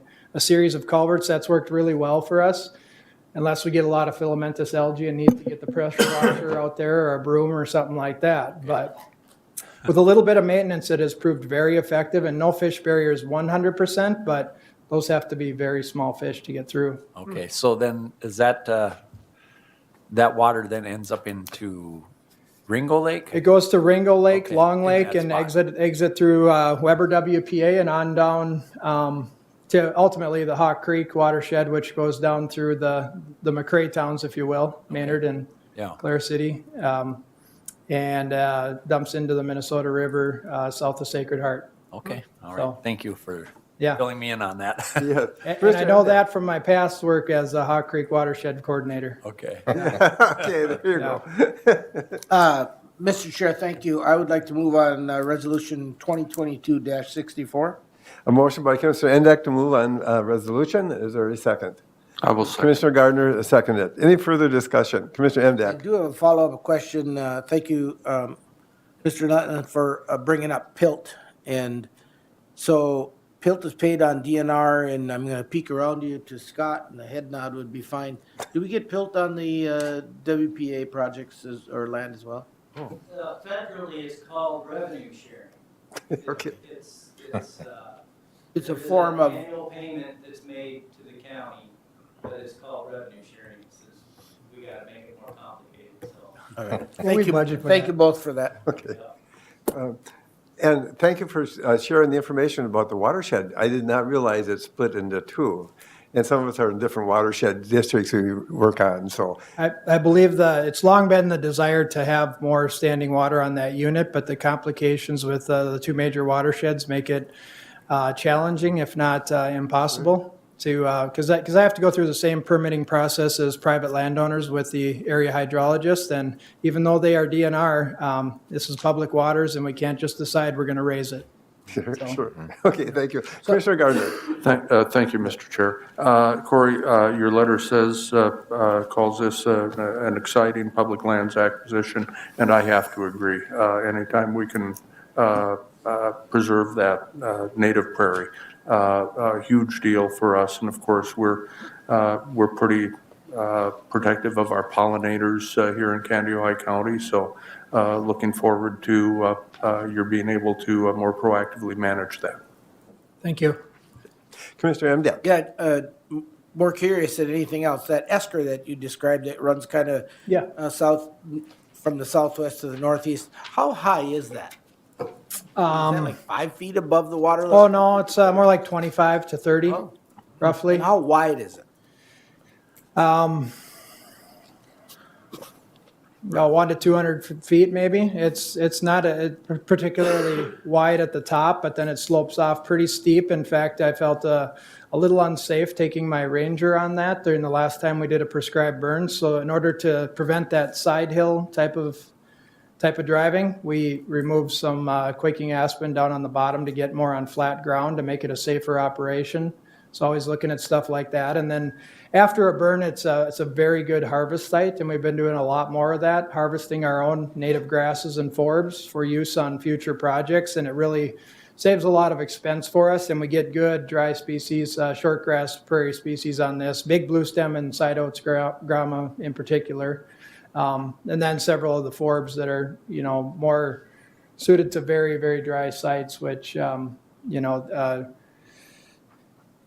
we're using hand harvest also on that, but some sites we can use a combine, here we cannot, but we can get a tractor with what's called a flail vac on it, and it's basically a big vacuum on the bucket, and you can raise and lower that and suck up the seed that you want to on that, so it's a very neat tool. And I get staff from Lacaparle, I write them a work order, and they come over, and they're basically my work crew. So they come over from Lacaparle and do work here and actually in Meeker County as well. I'd just make a comment that it would be a lot easier to traverse that if you would have Mel come out with a caterpillar and flatten it. So just quickly on that, when they were redoing Highway 71 back in the 70s or 80s, and our wildlife had quite a fight on our hands to make sure that the DOT did not take all of that, because it's a gravel esker for the road project. So they had a fight on their hands, and they ended up in the end being able to preserve that, and I'm quite thankful. It's a remarkable site, and walk up there sometime. That little parking lot's easy to go on, and when you get up on that hill, it's a pretty neat view of Ringo Lake. Definitely have some nice pictures of it. Okay, cool. Okay, we have a motion and a second. At this point, I'm going to call the question. All in favor of resolution number 2022-64, say aye. Aye. Opposed, same sign. Passed unanimously. Thank you for bringing this forward and the excellent discussion as well. Thanks, Corey. Thank you, Corey. Now I'd like to call on Candido County Public Works Director, Mr. Odens. And we'll just quickly sign something here before we move on. Okay, yeah. So I was just gonna say, I got a nephew, he just got hired on to work for the DNR as a conservation officer here up in the That's the Kimball same area. Same one, okay. Yeah, Stearns County. So Mark's not here right now. Okay. Mark will be here in a little bit. At 11 o'clock he'll be, if you want to wait for his signature. Yeah. Yeah, we got a lot of work. Yes. Huh? You need all three of them? Oh, first by and second by. Oh, Mary can tell you. Oh, yeah. Who, first and second that? He needs it. Roger did, I believe, made the motion. Roger and Steve. Oh. A second. Commissioner I believe I Gardner. have the second on that. Yep, thank you. Map? There you go, Mel.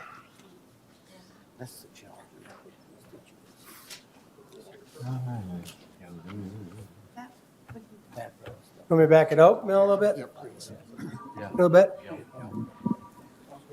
Just tell me when. That's good. Good? Maybe one more clip. One more?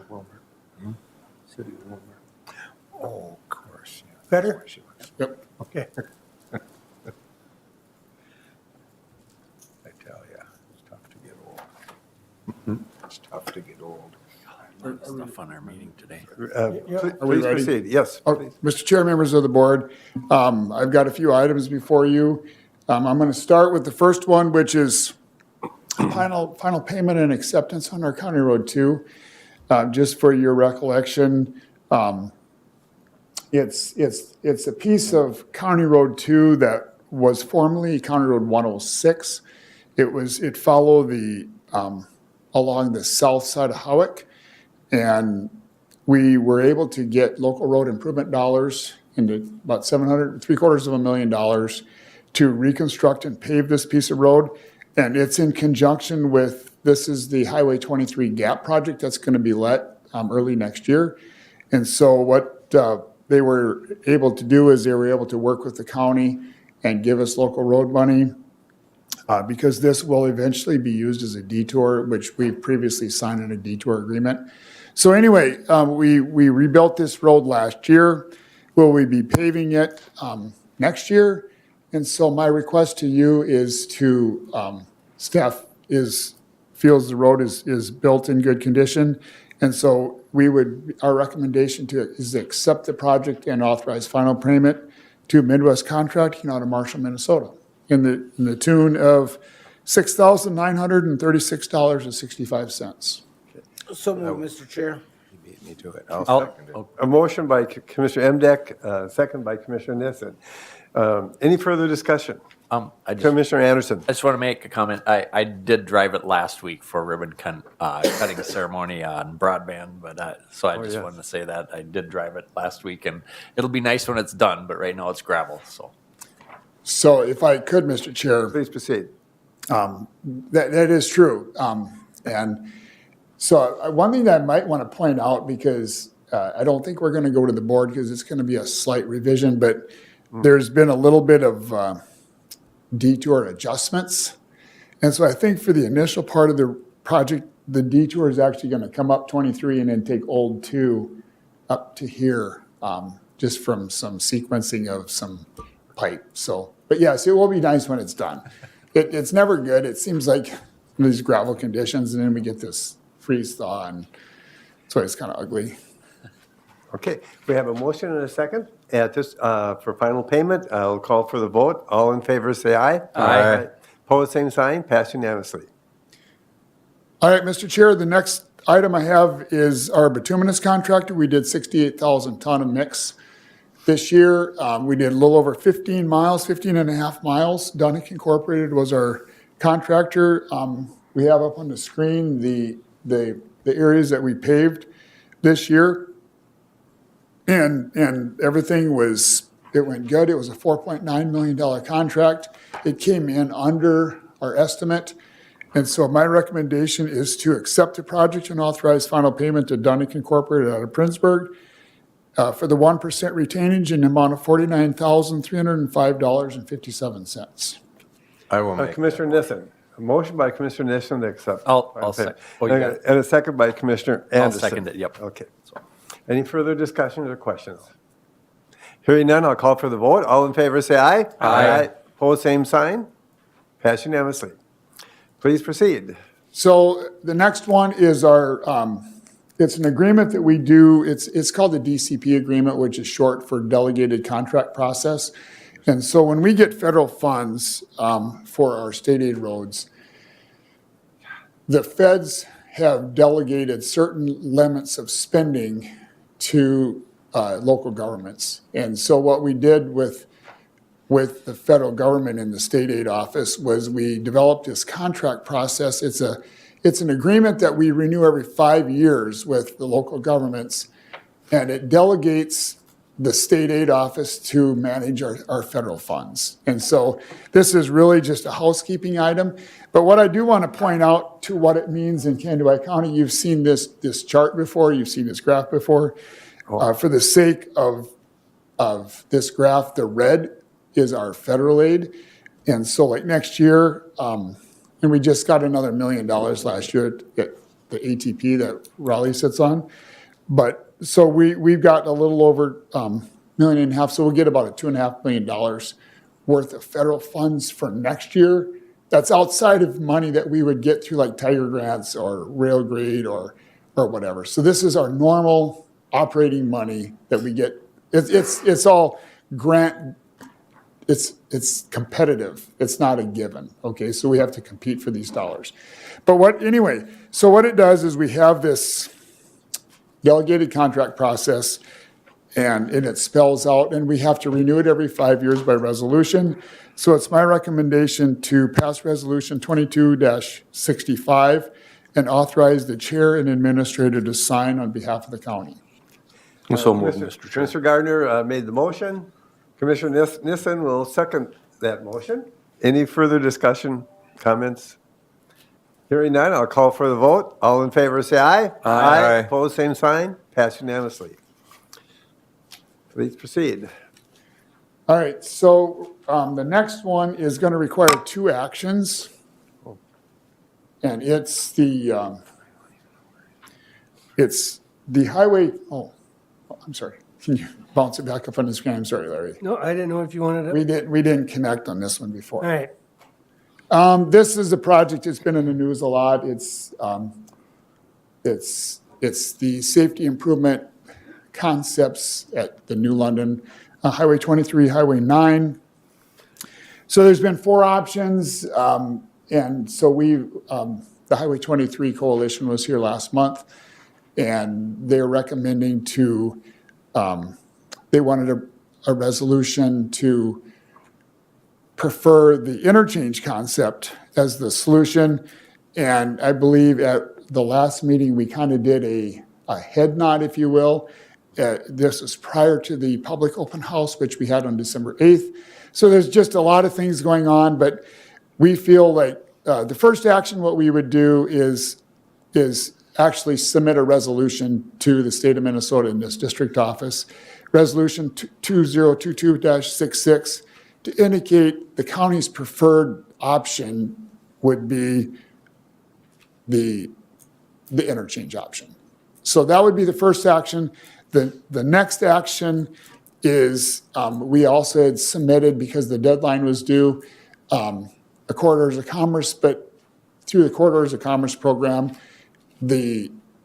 one of the minimum check boxes is that they authorize staff to actually make this submittal. So in your packet as well is a letter authorizing me. It has the board chair and the administrator sign it, which authorizes staff to apply for the corridors of commerce. So the first action is the resolution to the local district office. So with that, I would suggest, or I would recommend that we pass that resolution. Okay.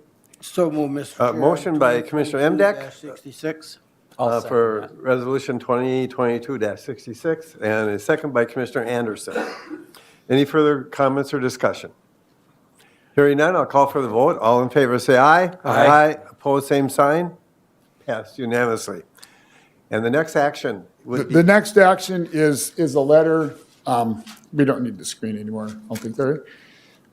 The next action is just a letter that's to central office in St. Paul that would be attached to the corridors of commerce application. So, and the letter just basically states, the County Board of Commissioners authorizes Mel Odens, the Public Works Director, to submit a project to the Corridors of Commerce Program on behalf of Kansas County. Signed Chairman of the County Board, Corky Bird, and County Administrator Larry Kleindall. I also move.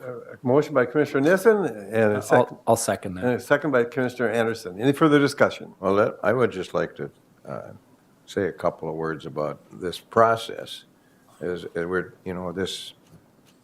bridge over the county road or Highway 23 is going to be an expensive process. However, the other option that the MnDOT suggested would be a roundabout there. And Highway 23, a corridor of commerce, is designed to move traffic, not to slow them down to the point where, it's frustrating. Roundabouts are safe, but this is going to keep the traffic moving as it was intended. And so that's the only reason. Being a conservative, I don't like big numbers, but on the other hand, it's the option that was offered to us, and the community did not like the J-turn idea, as I understand it. So that's what we're stuck with, and I think it's the wisest way to preserve the corridor of commerce and yet safely get people across. So that's my 2 cents worth. Thank you, Commissioner Nissen. Any other comments? Hearing none, I'll call for the vote concerning the Corridors of Commerce Program authorization. All in favor, say aye. Aye. Opposed, same sign. Passed unanimously. Mr. Chair, do you want me to do my last one? Yeah. Okay, and adjust the agenda accordingly? Okay. So the last thing that I've got, there's actually going to be 3 different actions.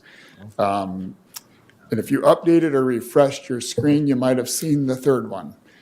But the first one is, as part of our trail plan that we did in 2017,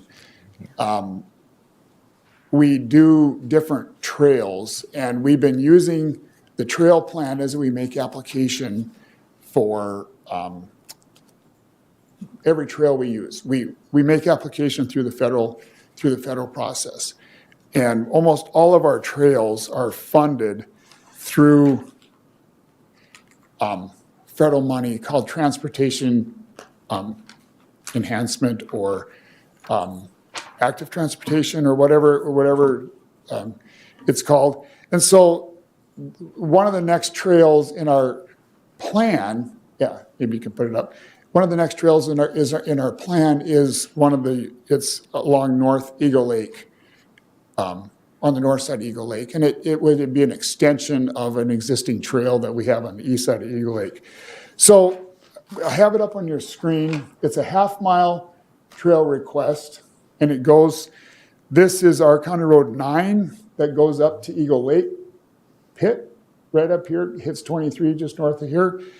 And then this would be our County Road 93 that goes westerly, kind of goes up the hill, and then you go down the really steep hill as you go to the west. And so it's a half mile section we feel we can fit in for the most part within existing right of way. The Eagle Lake Association has met, they're all behind this. There's still work to do. And so what we did is we're making application for the 2027 funding cycle. So it is a few years out there, but we need 2 resolutions. The first resolution is the county would need to sponsor the trail. So once it's built, we would be a sponsoring agency, so we wouldn't require another agency to maintain it. Or, well, actually, to maintain it is the second resolution. So there's 2 resolutions. First one, it would be to be a trail sponsor since it's on a county road. So with that, it's my recommendation that we would be the sponsoring agency for this trail. So move, Mr. A Chair. motion by Commissioner Emdek, I'll second. a second by Commissioner Gardner. Any further discussion? Just a question, the black line on the southern, below that and on the other side of the road, is that a existing bike path? Or down here? No, move your pen, yeah, East. there's Yeah, a black I believe it line is. Dark coming, green, I think. going north up the roadway. This trail is an That is existing existing. trail that goes up past the Halverson property all the way up to County Road 26. Then it goes east and it also goes back to the Civic Center trailhead. So what we would do is this loop around the lake would complete a 5.5 mile loop. And we would be off-road except for the piece basically along Highway 2371. Okay, thank you. We have a motion and a second. Any further discussion? Hearing none, I'll call for the vote. All in favor, say aye. Aye. Opposed, same sign. And then basically the next resolution I'm asking you for is would we be willing to maintain the trail once it's built? And it's my That recommendation. passed unanimously, and we have a request from resolution number 2022-68 to maintain the facility or the trail. Also move. A motion by Commissioner Nissen and I'll second a second by Commissioner Anderson. Any further discussions? Hearing none, I'll call for the vote. All in favor, say aye. Aye. Opposed, same sign. Pass unanimously. Now, the refresh on your screen would be the third action. And the city of Wilmer they putting in for an active transportation project. And they had sent the administrator a letter of support request. And we had this on the agenda, and then we were thinking that the letter of support was adequate to be submitted with the application. But subsequent to that, since we are the owners of the right-of-way, because it's going to, in fact, maybe Larry, you want to put this up on the screen again? Sure. Yeah, put it up there. And we had built the piece from 15th Street westerly to Swanson Field with our project probably 3 years ago. And then the intent at the time, the city was making application, I believe through the DNR may have been, to complete the trail from 15th Street up to First Street. And they didn't make the cadre, didn't make the funding up round. So this request would be to extend this trail from 15th Street up to here. And we had previously provided a letter of support. And so this action would be to, I think it's to,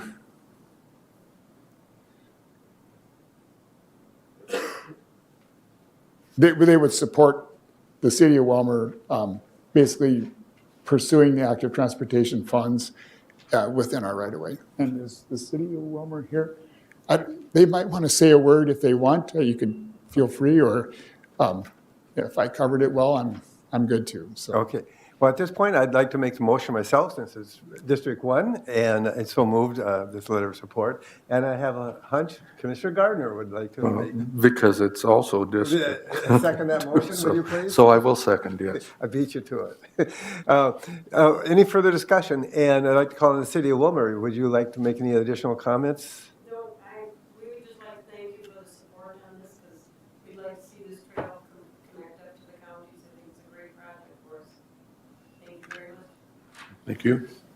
Well, we appreciate the good working relationship we have with the city, and this works out really well. So thank you for bringing that forward. We have a motion and a second. Commissioners, any other comments at all? Hearing none, I'll call for the vote. All in favor, say aye. Aye. Opposed, same sign. Pass unanimously. Thank you. Thank you for bringing it forward, and thank you for being part of this. Mel. Okay. All right. Now, I would like to call on Candido County Health and Human Services Director Jenny Lippert, as well as Tiffany Collins. Good morning. Good morning, Mr. Chair and members of the board. Jenny Lippert, Health and Human Services Director. So in front of you today, you have a contract with Central Community Transit. This is not a new contract. However, bringing it in front of you today, as it has not been changed or looked at for several years. So as a social services agency, we are required to provide travel and escorts to and from community resources and facilities for social service beneficiaries in certain circumstances, along with providing non-emergency medical transportation services for eligible Minnesota Healthcare Program recipients. And we utilize CCT to adhere to these requirements. Our contracted rate with CCT has not been changed since 2017. This year, CCT is proposing to increase their administrative rate from what was 22 cents per mile up to 30 cents per mile. I feel this is very adequate since this has not been increased for the past several years, and we really rely heavily on this great partnership, transportation, and the services that CCT provides within our county. Today, I've invited the Transit Director, Tiffany Collins, to be here with you today, as she can give you some updates as to why they are requesting the increased administrative rate. So I'd like to turn it over to Ms. Collins at this time. Good morning and welcome. Thank you. Again, I'm the Transit Director with the Central Community Transit. My name is Tiffany Collins. And basically, we've been operating under the contract for several years, and we have a great partnership with Candido County and also with the Renville and Meeker counties. And I've also presented this to those other counties prior to this. But basically, we're seeing that just to try to maintain our volunteer driver pool and the bus transportation in the area has also increased costs all over the place, and just trying to keep drivers available. We are very proud of the fact that we are able to provide about 40 volunteers in the 3 counties. That is about half of what it was about 6 to 8 years ago. So that has dwindled a little bit, but we are very proud of the fact that we're able to maintain that at this time. So some of the costs that have contributed to the increase that I'm proposing today is that we have had to add to staff wages, insurance, and also we've introduced some technology for the volunteers. All of the volunteers that are willing to, they have a tablet that they take with them in the car that can keep their information secure. The information is secure, data for the travel and things like that. And they can just submit that right to our office, and we don't have to rely on the paper pencil method as we had in the past. So some of those things are contributing to that additional cost that we are proposing today. So I'm open to any questions. Okay. Yep, I have a Commissioner Anderson. here. So the rate is going to go from 22 cents a mile up to 32 cents, but then 32 cents, right? Okay, so, but then, right now, the federal rate for mileage is 62 and a half. Does that work out, or, how? So basically, the 62 and a half cents or whatever that rate is always the base rate, and then this 30 cents is above and beyond, and that's our Beyond that? administrative rate. Okay, all right, thanks for clarifying. Yeah, correct. Any further questions? Good question, though.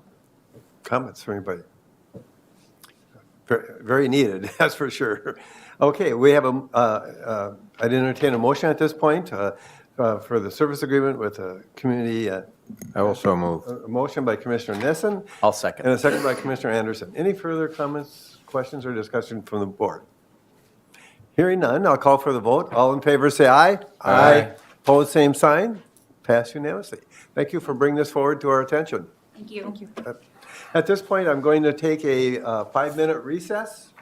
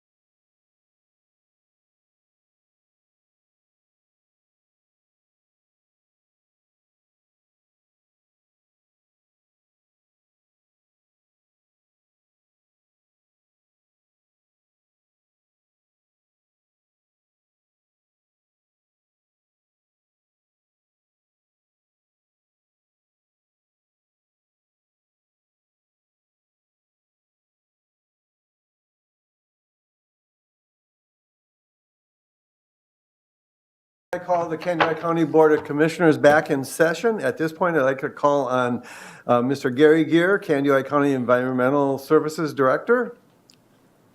Good morning, Gary. All right, good morning. Thank you, Mr. Chairman. And yes, my name is Gary Gear, Candido County Environmental Services Director, here this morning to present the solid waste collection and transportation license and recycling licenses. All of the applications are complete and all of the companies are meeting ordinance requirements. So the action today would simply be to approve this annual license for the companies mentioned that are in your packet. And this is, like you said, annual. So any further questions or comments from any of the commissioners? At this point, I entertain a motion and we will approve all 11 requests for the license. I will make that A motion. motion by Commissioner Nissen. I'll second that. A second by Commissioner Anderson. Any further comments, questions, or discussion? They all look quite straightforward. I will call then for the vote. All in favor, say aye. Aye. Opposed, same sign. Passed unanimously. Thank you very Thank you. much. Do you want him to sign this one, or do you have originals? I have originals here, so You just want to leave them behind, and we'll get them to you? sounds real fine. Okay, thank you. We're running ahead. We switched the agenda around somewhat already, but I think next I'm going to call on Candido County Zoning Administrator, Mr. Eric Van Dyken.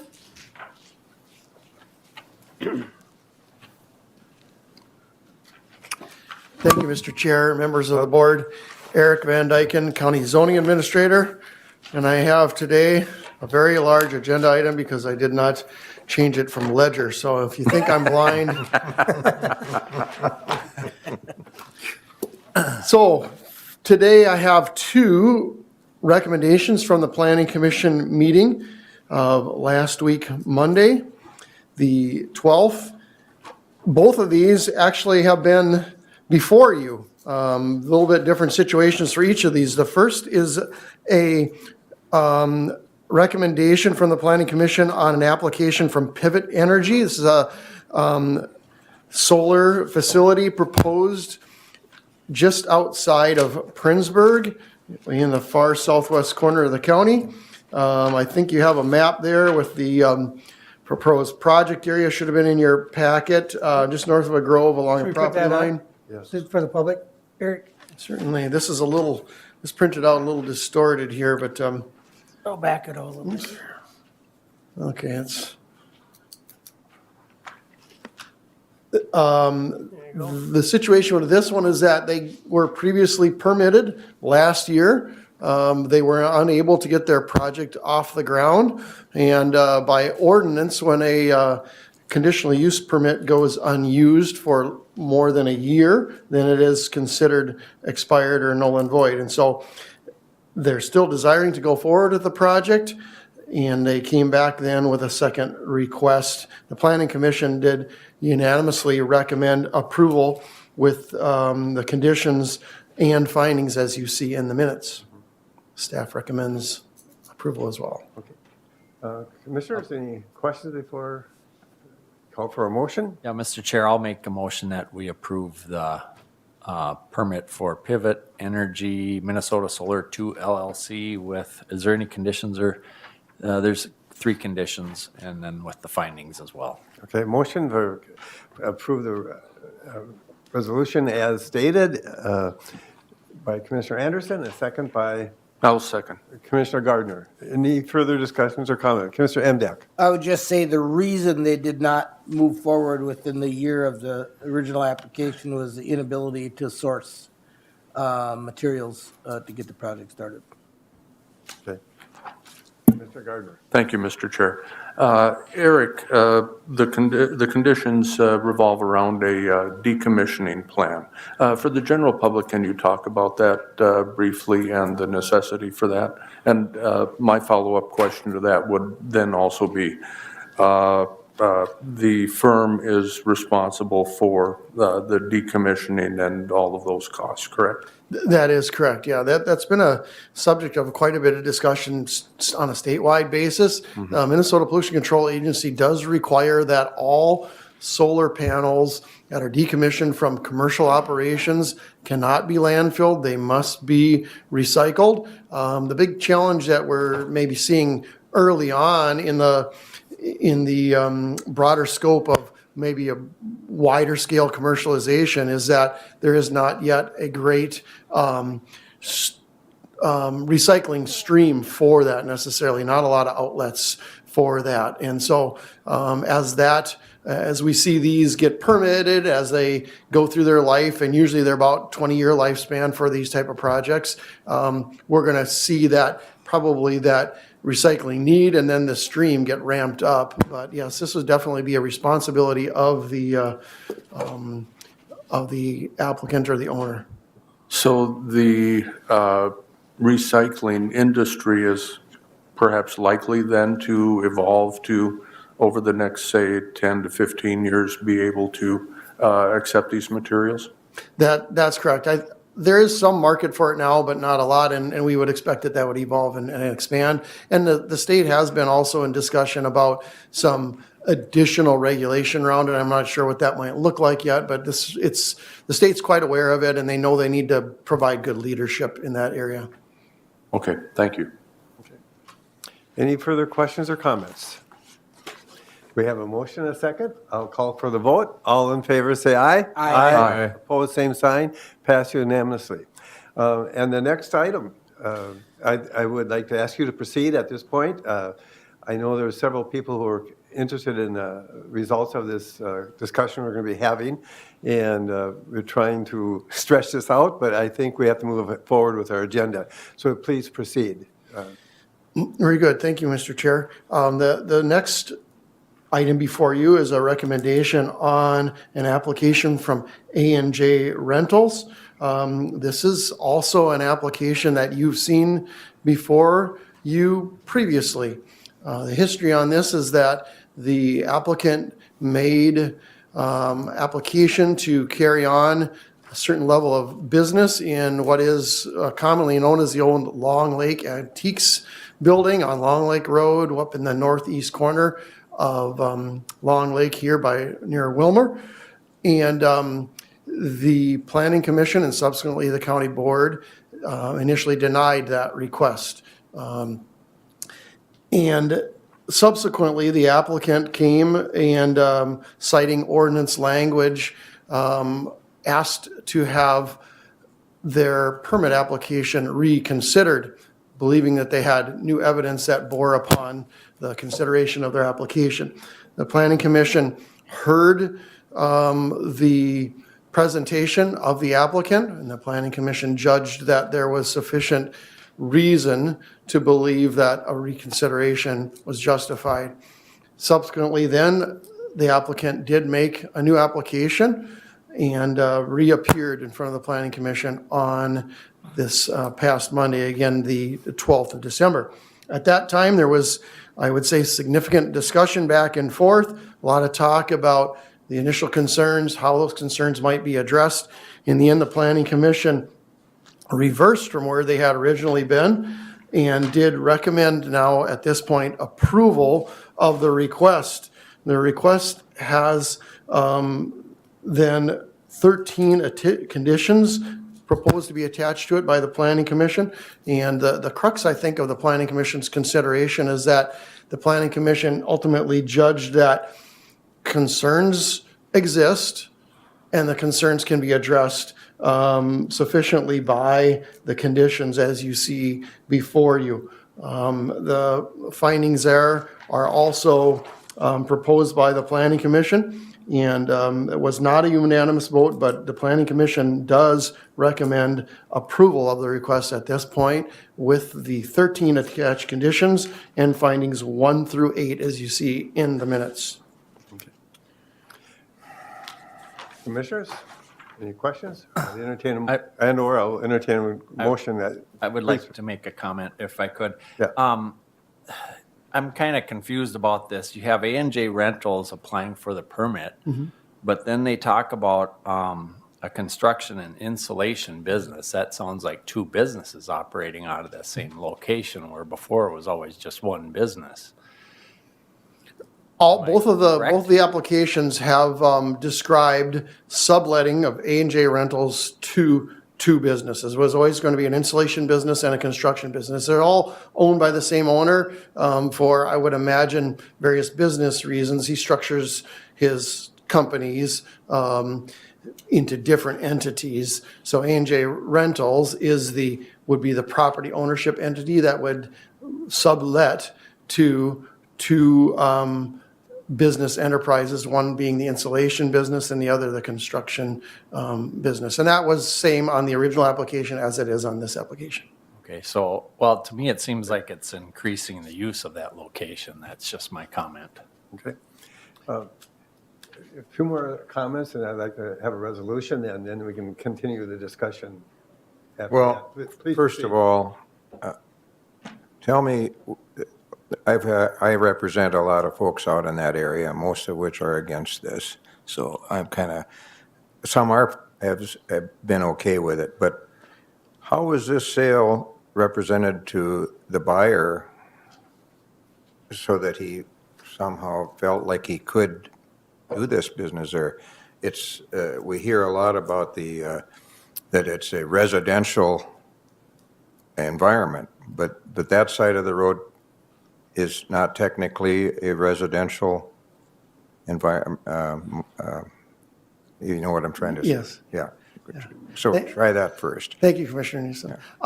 So you are correct. The zoning of this particular parcel is not residential, though it is adjacent to and near to residential districts. I would not be able to speak to how the property was represented to the buyer, because the buyer did not speak with me. And so any other thing beyond that would be a guess of how he arrived at certain conclusions. The realtor may have not been aware of or was aware, or? I couldn't speak to that, I'm sorry. That's difficult. Okay. I got other things to say. Sure. Commissioners? Commissioner Emdek. Mr. Chair, I would move on, now I gotta get back up, my computer went to sleep, on the application citing the findings of staff and the conditions. Conditions, a motion by Commissioner Emdek to move, make a motion to approve the conditions and facts and findings. Second for discussion. A second for discussion from Commissioner Gardner. Further discussion. Commissioner Gardner, please. Thank you, Mr. Chair. Eric, take us through process in terms of what is mandated by ordinance and by state statute. When we're considering a conditional use permit, my understanding is that a conditional use is usually allowable if proper terms and conditions can be attached to the permit. Can you talk about that requirement within state statute specifically? Yeah, thank you, Commissioner Gardner. Generally speaking, we consider conditional uses to be not a complete land use right or property right, but a conditional property right. And so we start with a general expectation that if it can meet certain things, it needs to be granted. It is not it removes some of the discretion. Now, there's a lot of judgment involved in whether or not certain standards are met, but once a person concludes that it can be done in a way that's not injurious, and the findings are always the same findings that we go through, that we're not able to say no, and the conditions play in there, in that courts have held if there are concerns, but the concerns can be mitigated through conditions, then you're obligated to say that it is allowed to go forward. If you judge that the conditions could not actually mitigate the concerns such that the impact would be too much, then a denial would be in order. And that was going to be my follow-up, was that if a body finds that the conditions and findings, no matter what you do, will not permit this to meet ordinance, then you have the discretion to deny. I would agree with that. So at that, if I may, so at that point then, if it is passed with these conditions, and I know it's your role, and we want that to happen, that you try to work with the person, or with the business or whatever, to make things, to meet those conditions reasonably. But after so many attempts to clarify this again, then, if there can't be agreement that the conditions are constantly being violated, then it would come back to the board, and then we would then deny it possibly or continue it. Is that right? Yeah, thank you, Chairman. Or am I getting this all twisted? So yeah, the enforcement mechanism for conditional use permits does ultimately resolve at the county board. So say an applicant really struggles to or actually refuses to meet conditions over time, then yes, staff would come to the county board and potentially make a recommendation that a permit be revoked because of an unwillingness or an inability to meet conditions. Okay. Commissioner Anderson. Yeah, so then to follow up on that, have you ever had experience where we've revoked a permit in the past? Thank you, Commissioner Anderson. In my tenure here at the county, I do not recall revocation, going as far as revocation of a permit. Okay, and then Mr. Chair. Please proceed. I'm of the understanding, or I was basically told that they are already operating without a permit. Am I correct?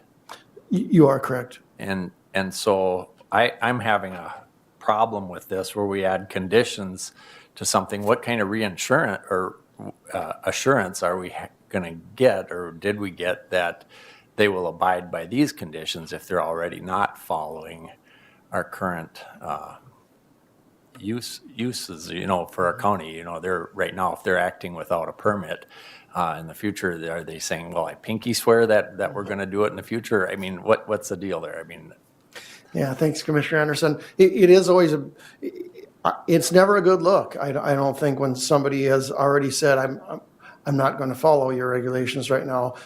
So that is a bit of a struggle. To that, I guess I would say two things. The applicant was asked at this hearing specifically by the Planning Commission, can you and will you follow these conditions? And he did indicate his willingness and ability to follow them. And then I would say that we do have process in place that we can and will follow up with that if he refuses. So it's easier to get, say, some action by counting to the county board, and you can make a decision. Violations of ordinance, probably a little longer procedure, and sometimes you have to look at practical things, and you consult with your county attorney about, okay, what in the short term here, how do we proceed? And are we potentially seeing a resolution here on the horizon? If so, then you may go forward.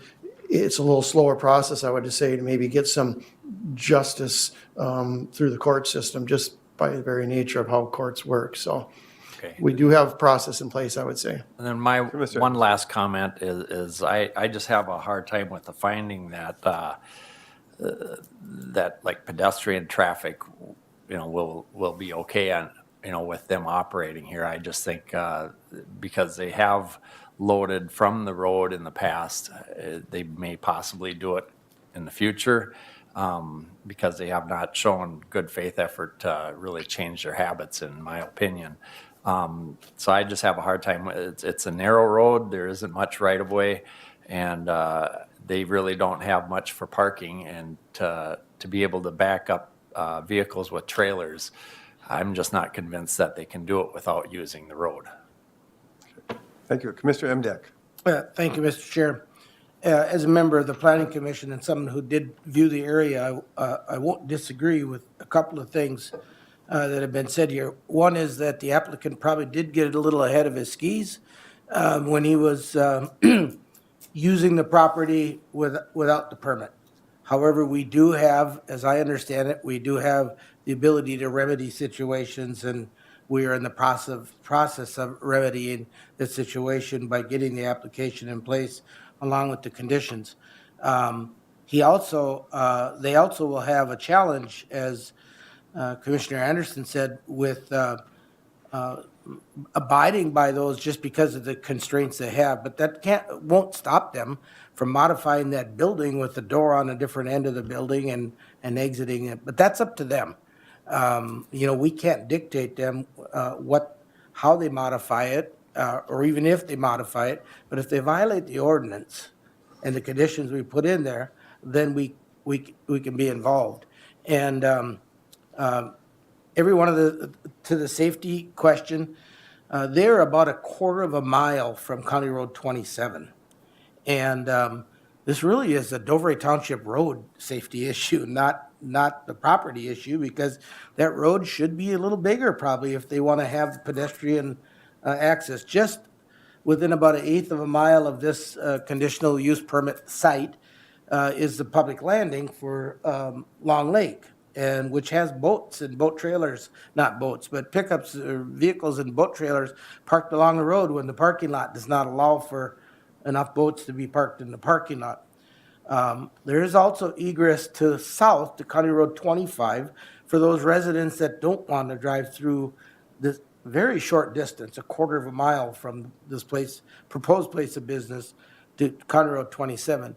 So that's where, as a commission member, I felt very strongly that the conditions placed on this application would mitigate the concerns. Any other? Yeah. Commissioner Nissen?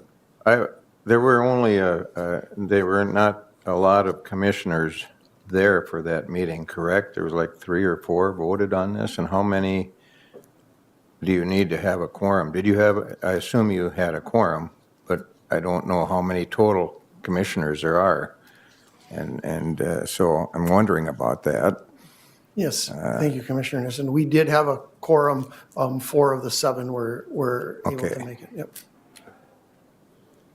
Did only 3 of them vote? Because I thought it was 3. The chair, in that instance, would not vote to tie and would not need to vote in the affirmative.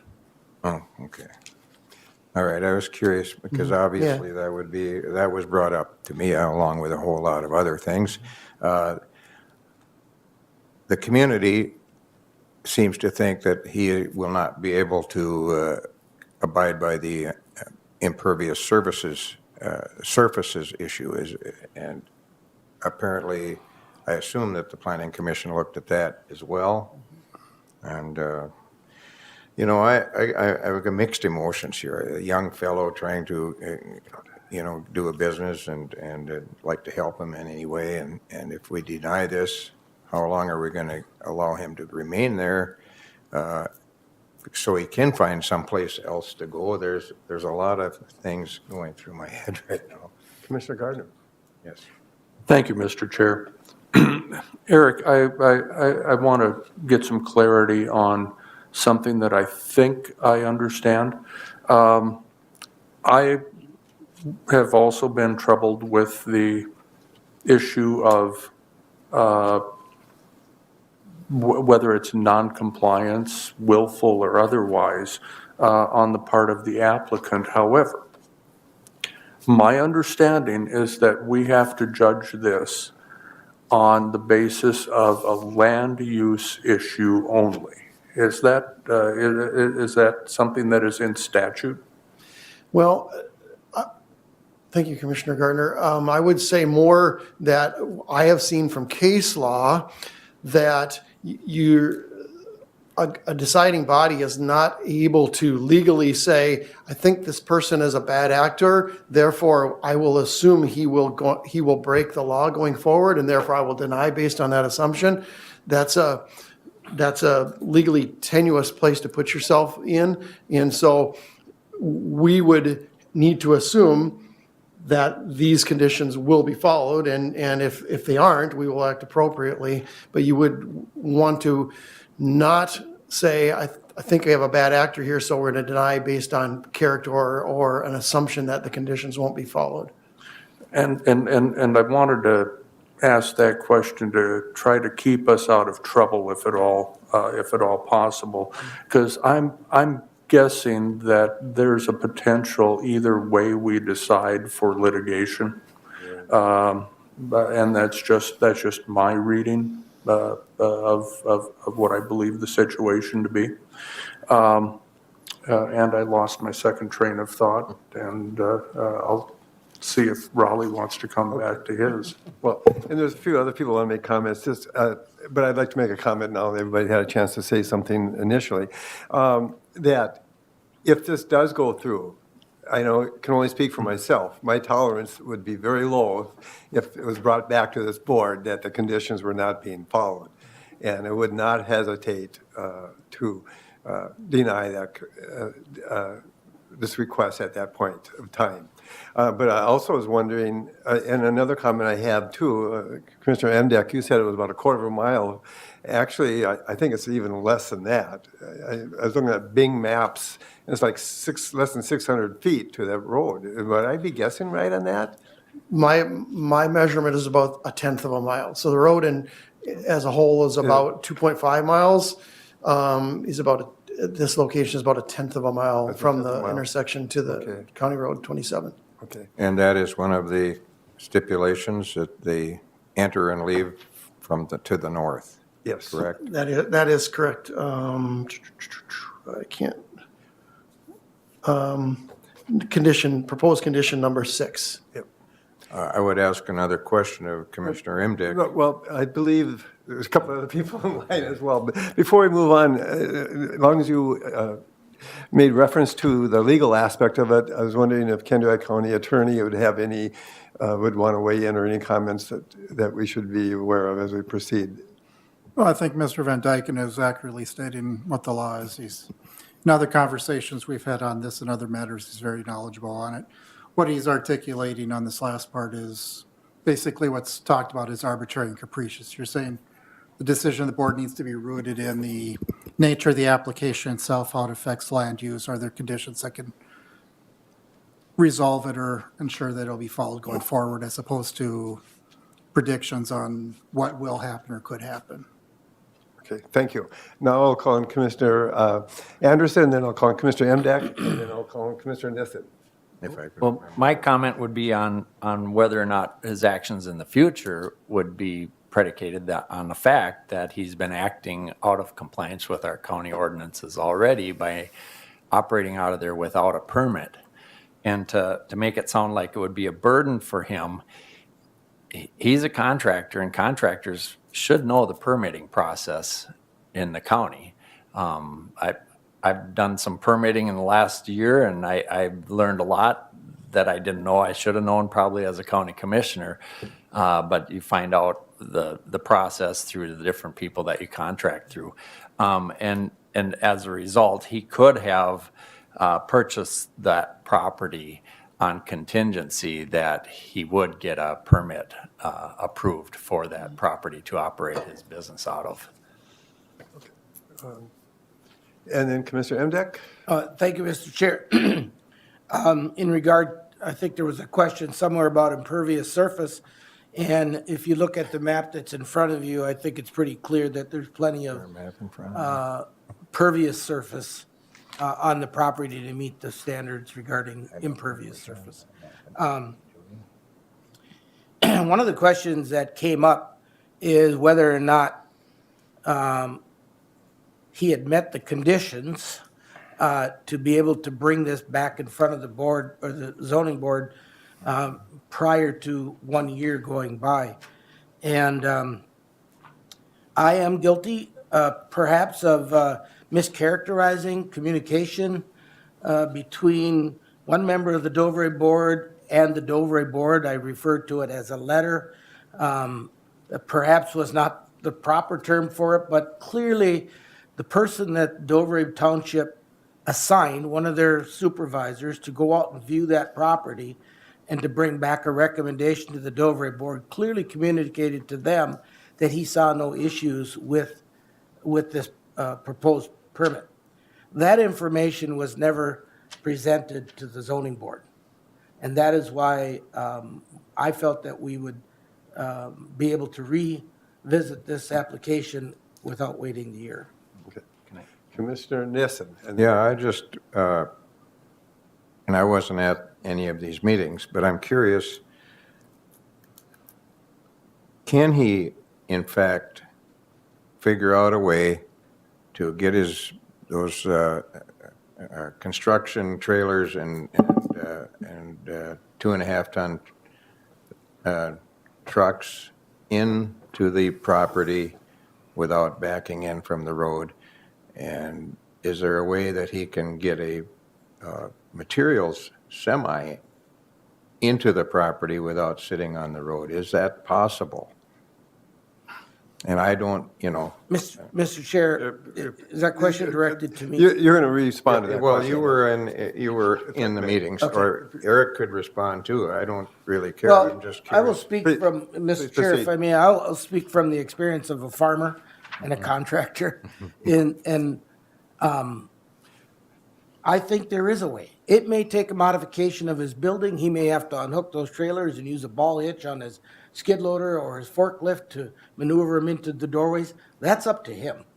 That isn't our judgment to say whether or not he can do that. He has to live by the conditions And that we place. And one of the conditions is no more backing into the area, and that's one of the conditions. Yeah, and not being on the right of way. In spite of, the being on the right of way was a challenge for me because I'm sure every resident in that neighborhood mows their right of way and probably has sprinkler heads to their watering systems in their right of way, in the road right of way. And there are other mechanical businesses that live in that community who have fish houses and empty boat trailers and construction vehicles parked outside of their homes in the neighborhood.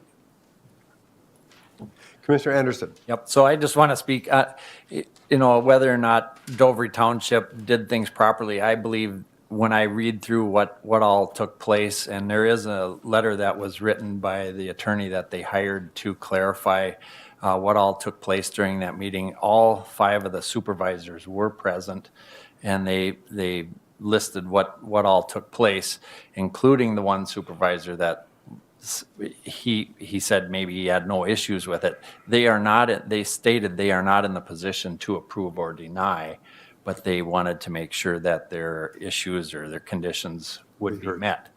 And the other point to that is, it is very important if you want to have your voice be heard at a meeting, that you attend a meeting, especially if you're an elected official. And that's where I'm going to leave that at. Okay, thank you. Commissioner Gardner. Thank you, Mr. Chair. If I can just ask a clarification from Commissioner Imdek. You said that the person who was reporting back to the Dover board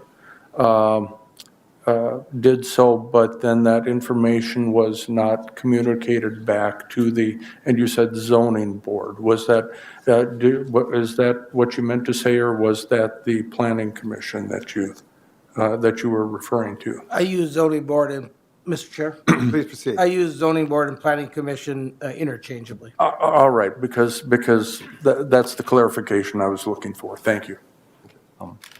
Commissioner Anderson. Just to that point, they are not a zoning board. I can't remember the exact term that they use, but that is not. I think they deal with access, and it's more with road issues. Okay, good point. That's correct. Any further Access permitting, I think. further discussion at this point? I did have a couple of questions, or just kind of comments too. I'm thinking about the vote the first time it came through. I think this is a very tough decision as myself, anyway, personally on the board. And I leaned very much towards, in my vote in favor of the people that live there and exist. But also, I'm thinking we also have to look from a business point of view. This is a livelihood for a business, and this business employs a lot of individuals as well, and their livelihood as well. So we're not only affecting somebody's livelihood, but we're also affecting people's and their concerns about their kids walking along the street there and so forth, and weigh in all that. But I think these are the important decisions. We have conditions that we strongly feel should be followed. And I had a question. Are these conditions, wasn't 1 or 2 conditions added to this from last time? Mr. Chair, these are the same conditions that staff are the same originally last time. proposed. in the original staff report. Okay, but the findings have changed, okay. All right. Any further discussion? Okay, and we have a Commissioner. Just one last thing, and if we deny this conditional use permit, I believe it would be at least in our best interest, or in the interests, allowing the fellow to find some place to go and not just have him get everything off of there by next week. I just don't think that'd be the right thing to do from a fairness standpoint. But yeah, that's all. All right. I don't know if that's according to anything that we can do or not do, but to say, well, we are going to not grant your permit, get out, and give him no options as to a time wouldn't be right either. Personal opinion. Okay. We have a motion and a second. And Commissioner Anderson? Yeah, could I request that we call the question, but that we have a roll call? A roll call vote. Okay. At this point, we'll call for the vote. It'll be a roll call vote, and I'll go in alphabetical order. And as the chair, I'll wait and vote at the end. Okay, Commissioner Anderson, do you vote in favor of the motion? I vote nay. Nay by Commissioner Anderson. Commissioner Gardner? Reluctantly, I vote aye. Commissioner Gardner votes aye. Commissioner Emdek? Aye. And Commissioner Emdek votes aye. Commissioner Nissen? No. Commissioner Nissen votes no. Commissioner Berg will vote aye. The vote passed 3-2. I just want to state one more time, though, that we hopefully won't hear any concerns about the conditions not being followed.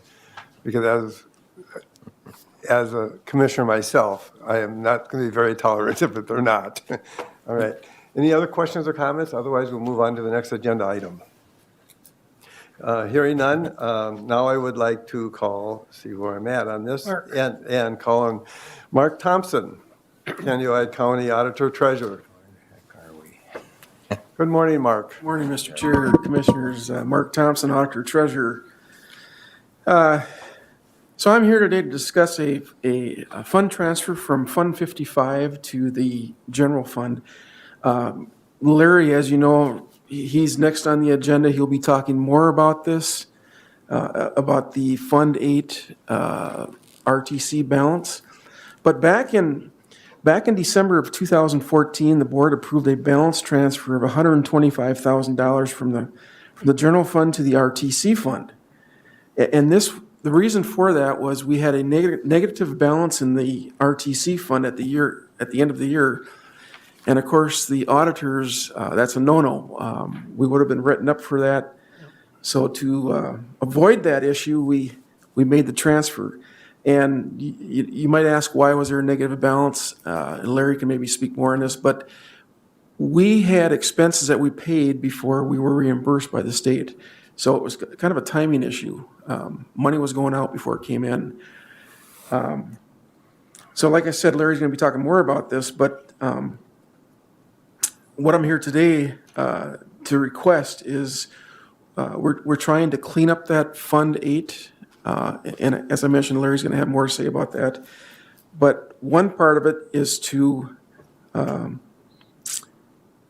have this balance transfer straightened out, to make the revenue fund whole, the general fund whole, to get the $125,000 back. So my request today is to approve a balance transfer from the capital equipment fund to the general fund for $125,000. That will make the general fund whole. So again, that's my request today, to make that transfer. I think just a simple motion would do it. Okay. Also move. A motion by Commissioner Gardner, a second by I'll second it. Commissioner Nissen. Any further discussion? Hearing none, I'll call for the vote. All in favor, say aye. Aye. Opposed, same sign. Pass unanimously. Thank you, Mr. Thompson. Now I'd like to call on Calumet County Administrator, Mr. Kleindahl, for an update. So as I have talked to you in the past about the reconciliation each year we do for the state of Minnesota, Department of Human Services. In the past, since 2008, we built the 16-bed community behavioral health hospital. Before building that, the county bought the Regional Treatment Center, at which time we had 6 different leases, contracts. As years went by, those leases were sold, or the buildings were sold and those leases went away. But to back up a little further, each year that we did the reconciliation of the lease is then we were not supposed to lose money, nor were we supposed to make money on those buildings. But we would always turn in the bill to the state of Minnesota in February. What was happening is that, and it still happens, is that it takes the state of Minnesota 8 months to pay the difference of the bill. Well, if you know, working with the state auditors, you can't have a negative balance. When we ever do get our state audit done for this year, you'll see in the ditch fund, we've always had a negative balance. They don't like that. And so, as you heard from Mark, is what we did is transfer funds from one pocket and put it into another so we wouldn't have a negative balance. Okay. So prior to this meeting today, I put this back on the agenda to give you an update about what was going on with the reconciliation, as I've done the past several months that I've been talking. Prior to Friday, I was going to come in and tell you what a pain in the neck this has been to negotiate with the state of Minnesota. We're currently negotiating on 2 leases, lease 11468 and lease 11513. And we haven't been able to get anywhere with them for the last 2 years. And so I was going to come in and just tell you what a bad negotiating partners they have been. I talked to our county attorney and talked about what are our legal recourses and stuff and what steps could we take. On Friday morning, I'm glad to say we reached a tentative agreement after 2 years. So I'm going to be very careful what I say so I don't alienate my negotiating partners. What basically is coming up, what we're negotiating is the state of Minnesota believes we did not separate the replacement reserve and the rent payment for the 16-bed. The first 6 years, we did not do that because we didn't know we were supposed to do that in a 16-bed because we didn't do it on any other leases.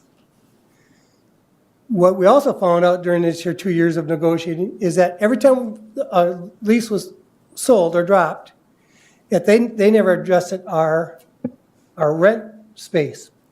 And so we found out during this year process, they owe us approximately about $151,000.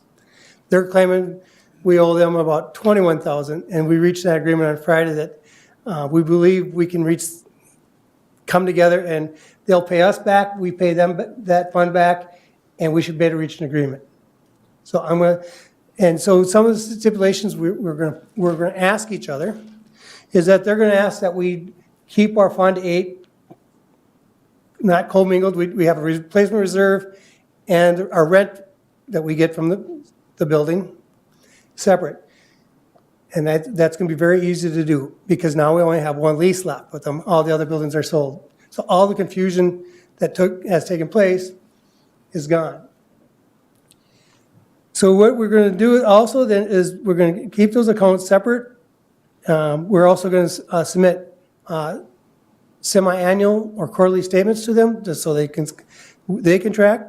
However, we're going to ask from them so we can try to avoid some of this problem, is that they need to submit their invoices to us within 30 days, that they need to process the reconciliation within 90 days after we send it to them, and that they resolve the reconciliation within 60 days after they get it. No more going 2 years or 1 year beyond the reconciliations because it's difficult to keep your books straight. If you're a business person and you're getting billed 2 years later or you're submitting bills 2 years later, you can't keep track. What happened here is that we had people that we were working with on the state that either retired or passed away. We've had people in the county that have retired or passed away. And so that knowledge you have all of a sudden is gone. I believe, like I said on Friday morning, I think we reached an agreement, so I'm pretty confident that we'll get this through. I want this to get resolved before the end of February, just because you don't want to lose another person that has to come in and try to learn where things are at. And I believe that, again, once we get this cleaned up, the players will understand what needs to take place, and it'll be easier to work on this. Another option would be for the board at some point in the future, and I talked about this last time I talked about reconciliation, is maybe we sell that building, that 16-bed back to the state for $1. They paid for it. Let them handle it, take out the middle person. The intent when it was agreed to in 2007 was that the state of Minnesota didn't have the capacity to build these facilities. As we're closing down the regional treatment centers, they didn't have the ability to finance these buildings. So what they did is ask local units, our government or private investors to build these 16 beds. So Kansas County did not want to lose the services that came with that 16 bed or the employees that were employed there. We wanted to try to keep as many employees from the regional treatment center there. And so what Kansas County did is we agreed to take a loan out. They paid for the loan entirely. They paid, there was no county levy dollars used to fund that facility. But maybe in the future, one of the things I would ask that you keep thinking about is maybe we turn it back over to the state and let them maintain it just like they do the Children's Hospital. But anyway, that's my update to you. Is there any questions? I know it's confusing, but I'm willing to answer any questions. I just first off, Mr. Kleindahl, I'd like to commend you that we would not be here, you would be not given this update if you weren't persistent, very persistent, and drawing the line in the sand that they have to do something. And I want to thank you that we are at this point, and this sounds like pretty good news. We're not quite there yet, way it sounds, but it's going to happen. It's going to save us a significant amount of dollars that fairly should be our dollars. And thank you so much for your negotiations in this process. Did somebody else have a comment? Or Commissioner Emdek? Yeah, I just want to clarify. I think I understood, and I that my back of the envelope math says that we come out about $129,000 ahead in this. Correct. In this negotiation. So just the action you took prior to me stepping up here was because I had put that on the board agenda to transfer those funds to straighten out the state auditor stuff. If I'd have known what we had here to this agreement, I probably wouldn't have put that on. But we don't know how long it's going to take for them to sign the papers to get the money anyway. But so to keep the state auditors happy, I had Mark do the transfer. Once we get the money back, as you can see by the math, we will be back whole. If they keep paying us on time. All right. Thank you. Thank you very much. Oh, Commissioner Gardner, before you go. No, not for Larry. I'm just going to request a brief 5-minute recess. That sounds like a good plan. Okay, we'll take a 5-minute recess.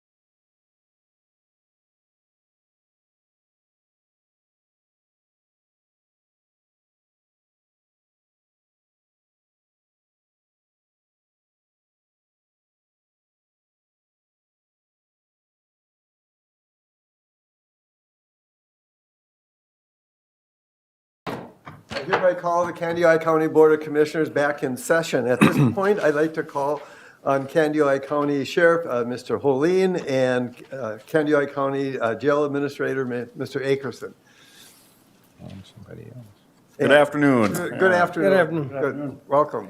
Again, Yes. Scott Jail Administrator Matt Akerson with us, as well as Assistant Jail Administrator Jill thank you. Knudsen.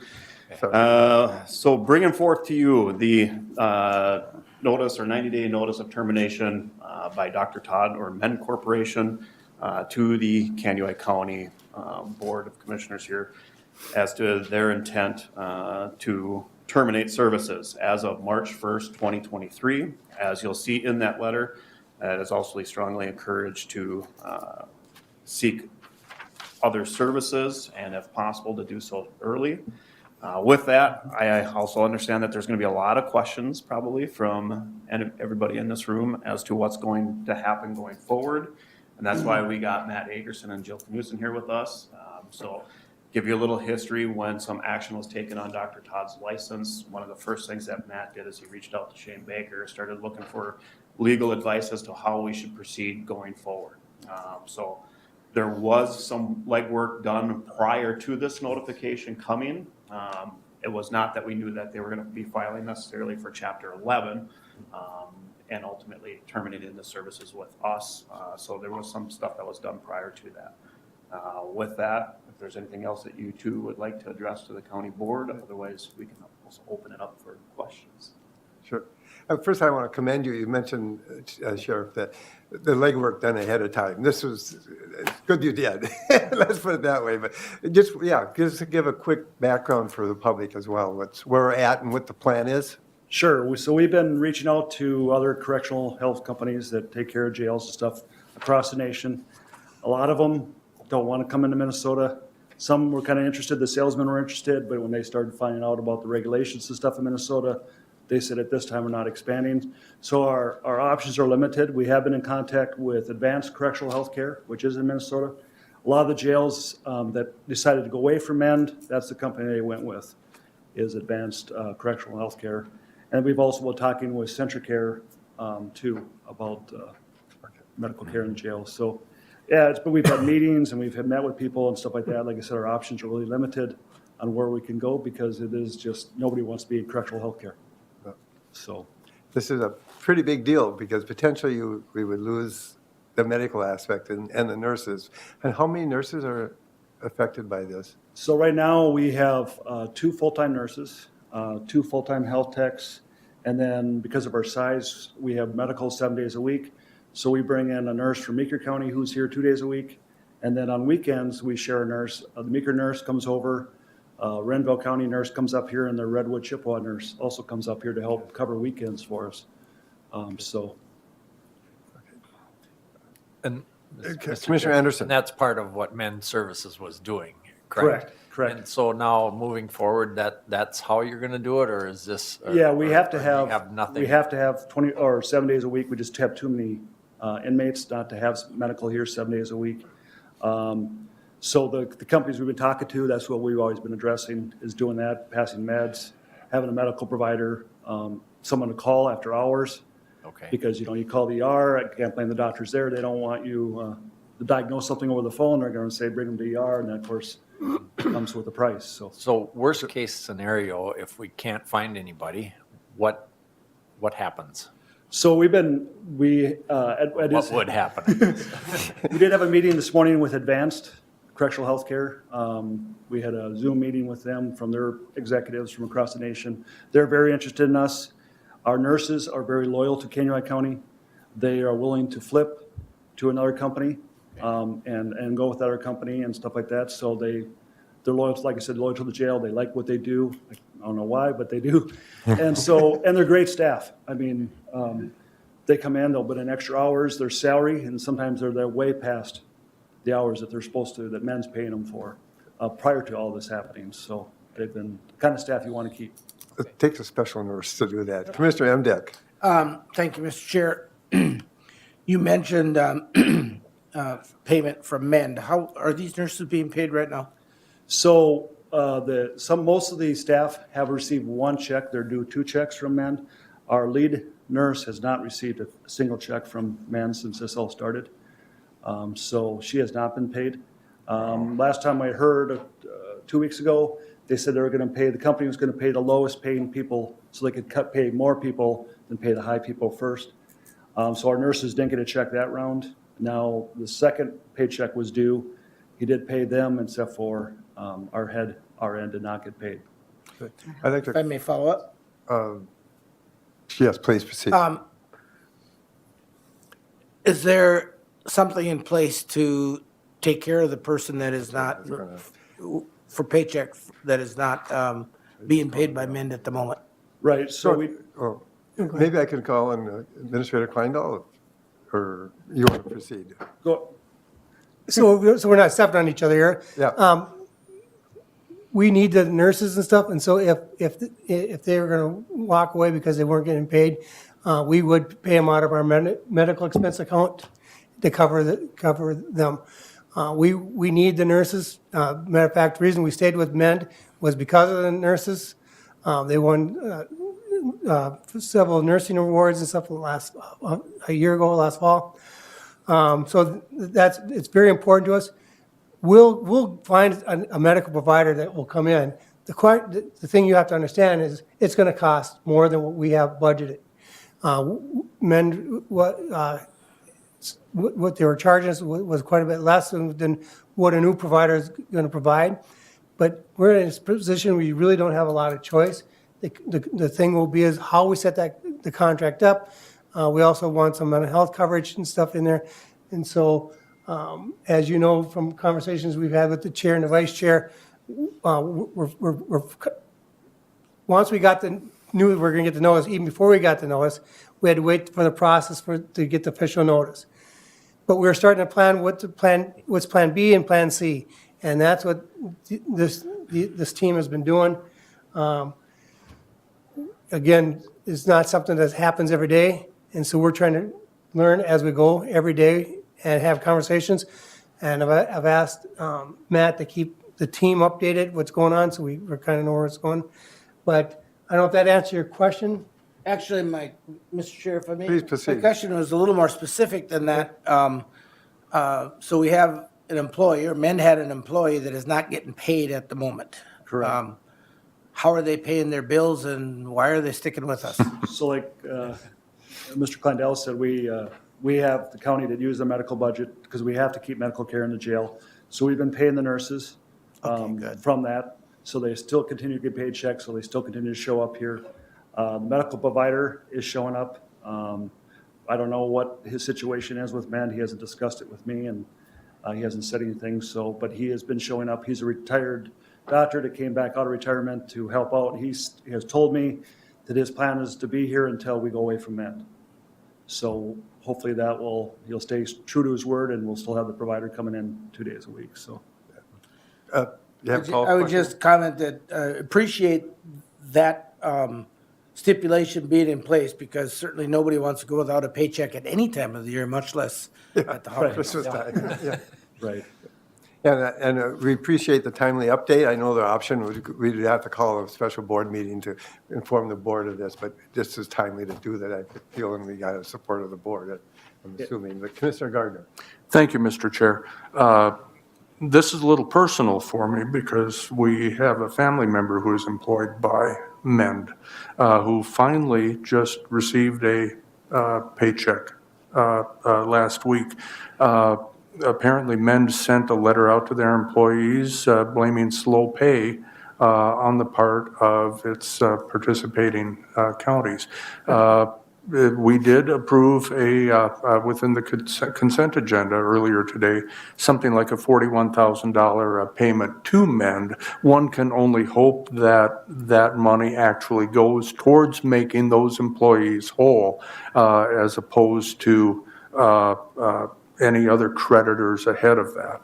But I don't have any great hopes for that company acting in the best interest of its rank and file employees. Do we have a time frame as to what when we might have a recommendation and when people might be able to transition over to that choice? Yeah, so with the meeting this morning, we talked about that. They wanted to meet with us. They've been giving other jails bids, but because of the size of our jail and the need of our medical care, they wanted to meet with us to decide, look at the staffing plan and what we needed to have to cover our jail. So they're working on that right now. They're hoping to have that out here shortly to us. They did say that they are able, if they have to, if men would implode tomorrow and say, okay, we're done, to do a flip in 3 days. So they could bring in traveling nurses. They have traveling nurses around the state. They have nursing directors, everything else. And they would come in and take care of medical care in our jail until the transition can be complete. And is a company like ACH or Centricare, for that matter, willing to pick up the existing MEND employees? I can't speak for Centricare, but I know that ACH, that was their main focus. They asked us today, tell us what staff you want to keep and what staff you don't want to keep. And we told them we want to keep our staff, and that's going to be their focus. They've got their numbers. They're going to reach out to them. They have recruiters. They're going to talk to them, and so it should be And this is happening in Renville County as well? correct. Sure. And I don't know if they're looking at doing something similar to what we're doing here in terms of paying out of their own medical fund to help make those employees, help them through the holidays? I can't speak for Renville County. Sure. But other jail administrators that we had a meeting with here 2 weeks ago, that was their plan, is kind of following our lead of what kind of were the example, what we did. And so they've been reaching out to us, and that's what they've been doing too, is to try to, but it's up to each individual county and what they're going to do. But I know other counties were trying to do the same thing. Well, I hope something's able to happen quickly. The sooner MEND is out of the picture, the better for everyone. Correct. Thank Any you. further questions or comments?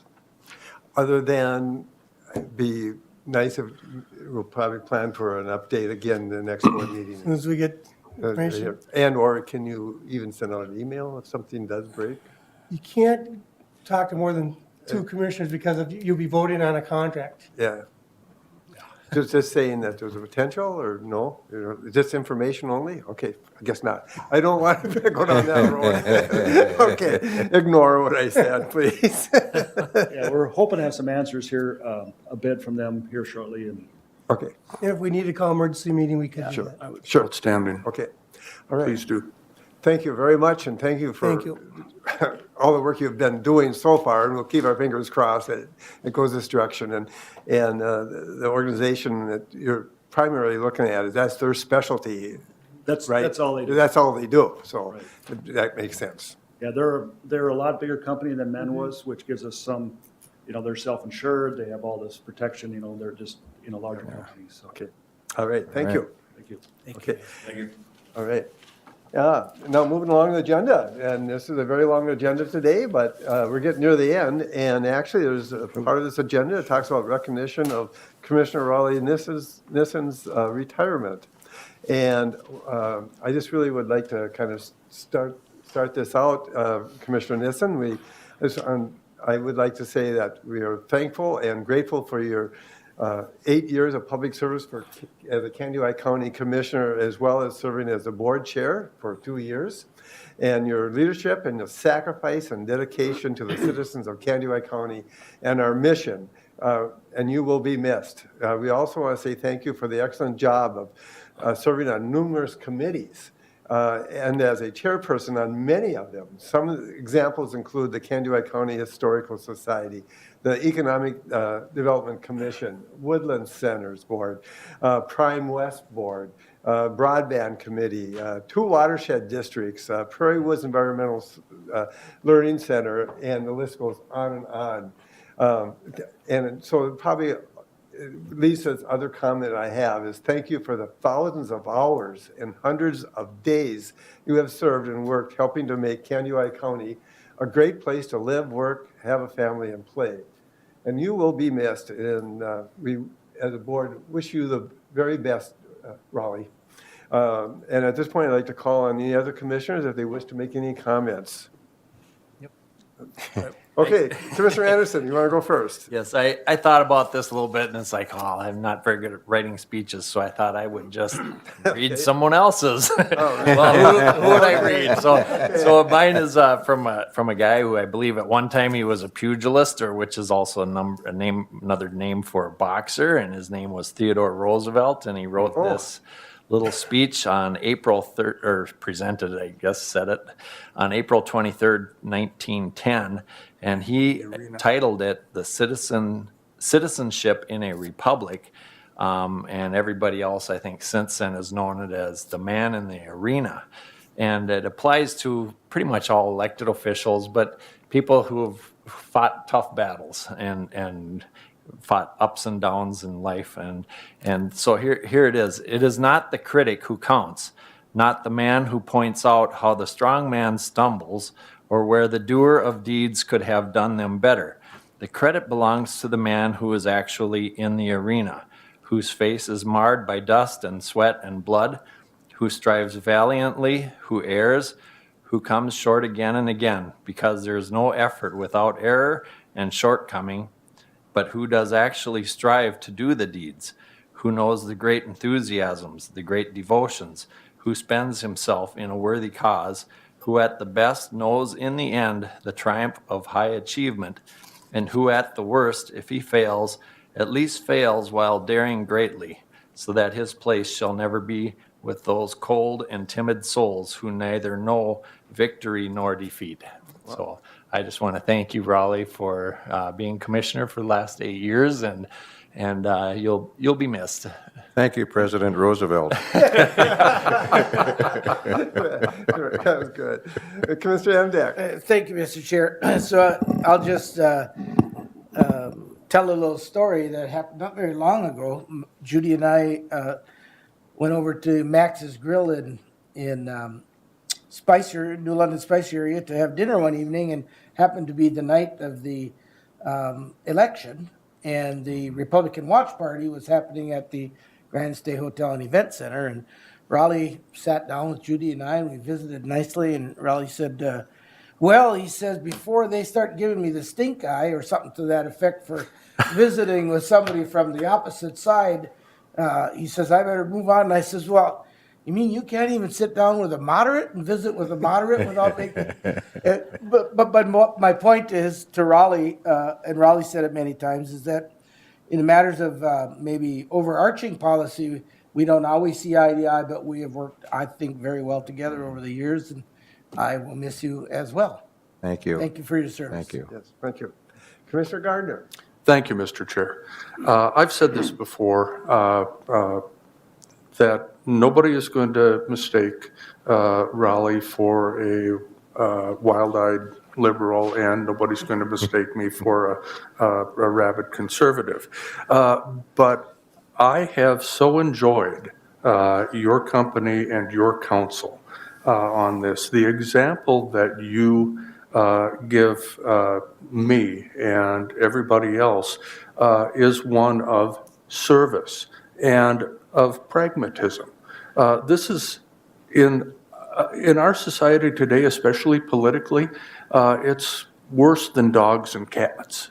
But on the county side of things, where we're mandated by state and federal governments to provide so many services, there are really so few areas that we can have any latitude on at all. So it should make governing at the county level a much less political thing. And that is what I have so appreciated about serving on the county board. We get the job done. We tackle the issues, we hash it out, and we figure out a way to move forward. And your dedication, and for me, your grace in speaking with me when I've stumbled, in not a admonishing way, but in a instructive way. That is something that I will take with me. And when I grow up, I want to be a Raleigh Nissen. I can't take it anymore. Thank you very much. I agree with your comment. Being on the county board has been very, very much We're fun. not quite done. Oh. Can I have, calling you, or are you just replying to him? Okay, I was just that's replying to okay. him. The fact that we can work together on almost everything without having, I don't remember, there's been very few votes we've taken in this body that have not gone unanimous. And that's because we're managing county resources and lots of things, and we don't get into the kinds of foolishness that they do at the state and the federal level. So I appreciate your words. Thank you. Appreciate you, my friend. Okay. Yes, thank you. And I think this is a nonpartisan board, and there's been a culture for years that stays that way, and it's, everybody has been involved with the board over the many years, keeps pushing that through, and I think we're still living that, and you're a very good example of that, too. But at this point, I'd like to call on Candidacy County Administrator, Mr. Kleindahl, if you would come forward. Just getting up. He has some comments to share as well as a presentation. A plaque. So Ron, do you want to step up here with me? Okay. Glad I dressed for the occasion. We're just glad you dressed. So as Raleigh's walking up here, so Raleigh's been a commissioner 8 years. I've been here 16. There's a lot of firsts that happened when Raleigh became the chair, and I think our facilities management stuff I'll talk about.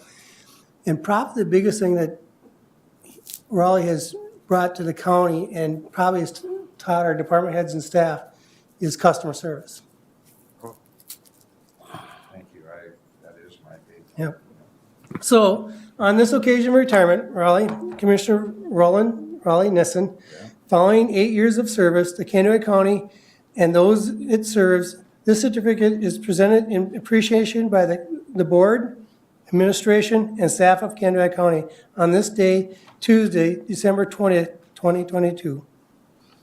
Thank you, Raleigh. Thank you very much.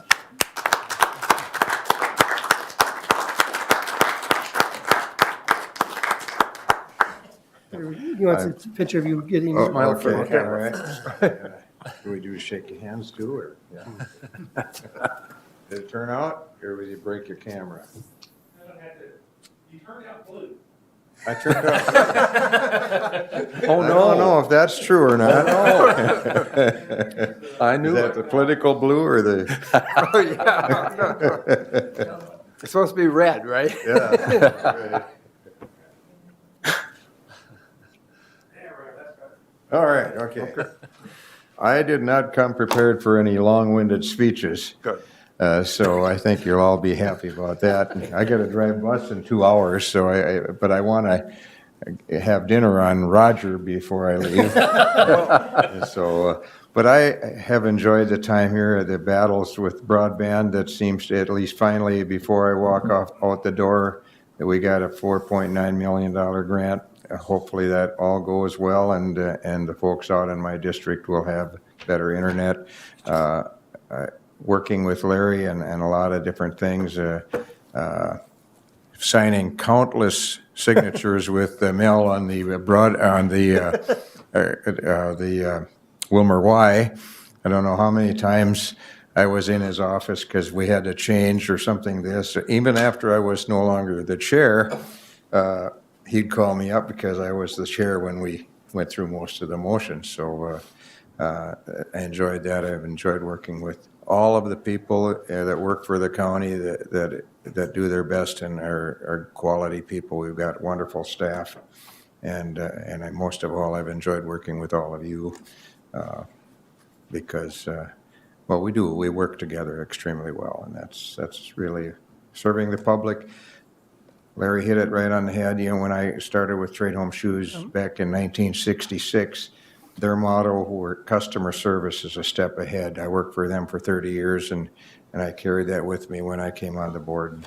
And I know you all feel the same. We take care of our people, and we take care of the folks that depend on us for delivering good roads, healthcare, all kinds of things. So thank you all very much. That's the extent of my speech. Thank you.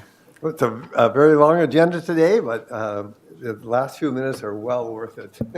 And now at this point, I'd like to call on administrative updates and also the, I'm going to suggest that if we want to go to have lunch, I need to go to St. Paul yet this afternoon. sure.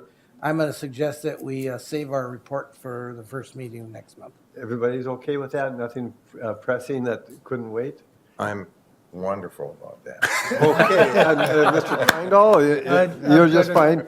That sounds good. So we just are moving right along. At this point, though, before we go, I'd like to, on behalf of the board and to the people in the audience and so forth, wish them all happy holidays and looking forward to being together again with one less person, but one new person on January 3rd, is it, I believe? Yes. I Okay. got this gift from Steve. He knows that I have a few golf balls at home, and he wanted storage for them.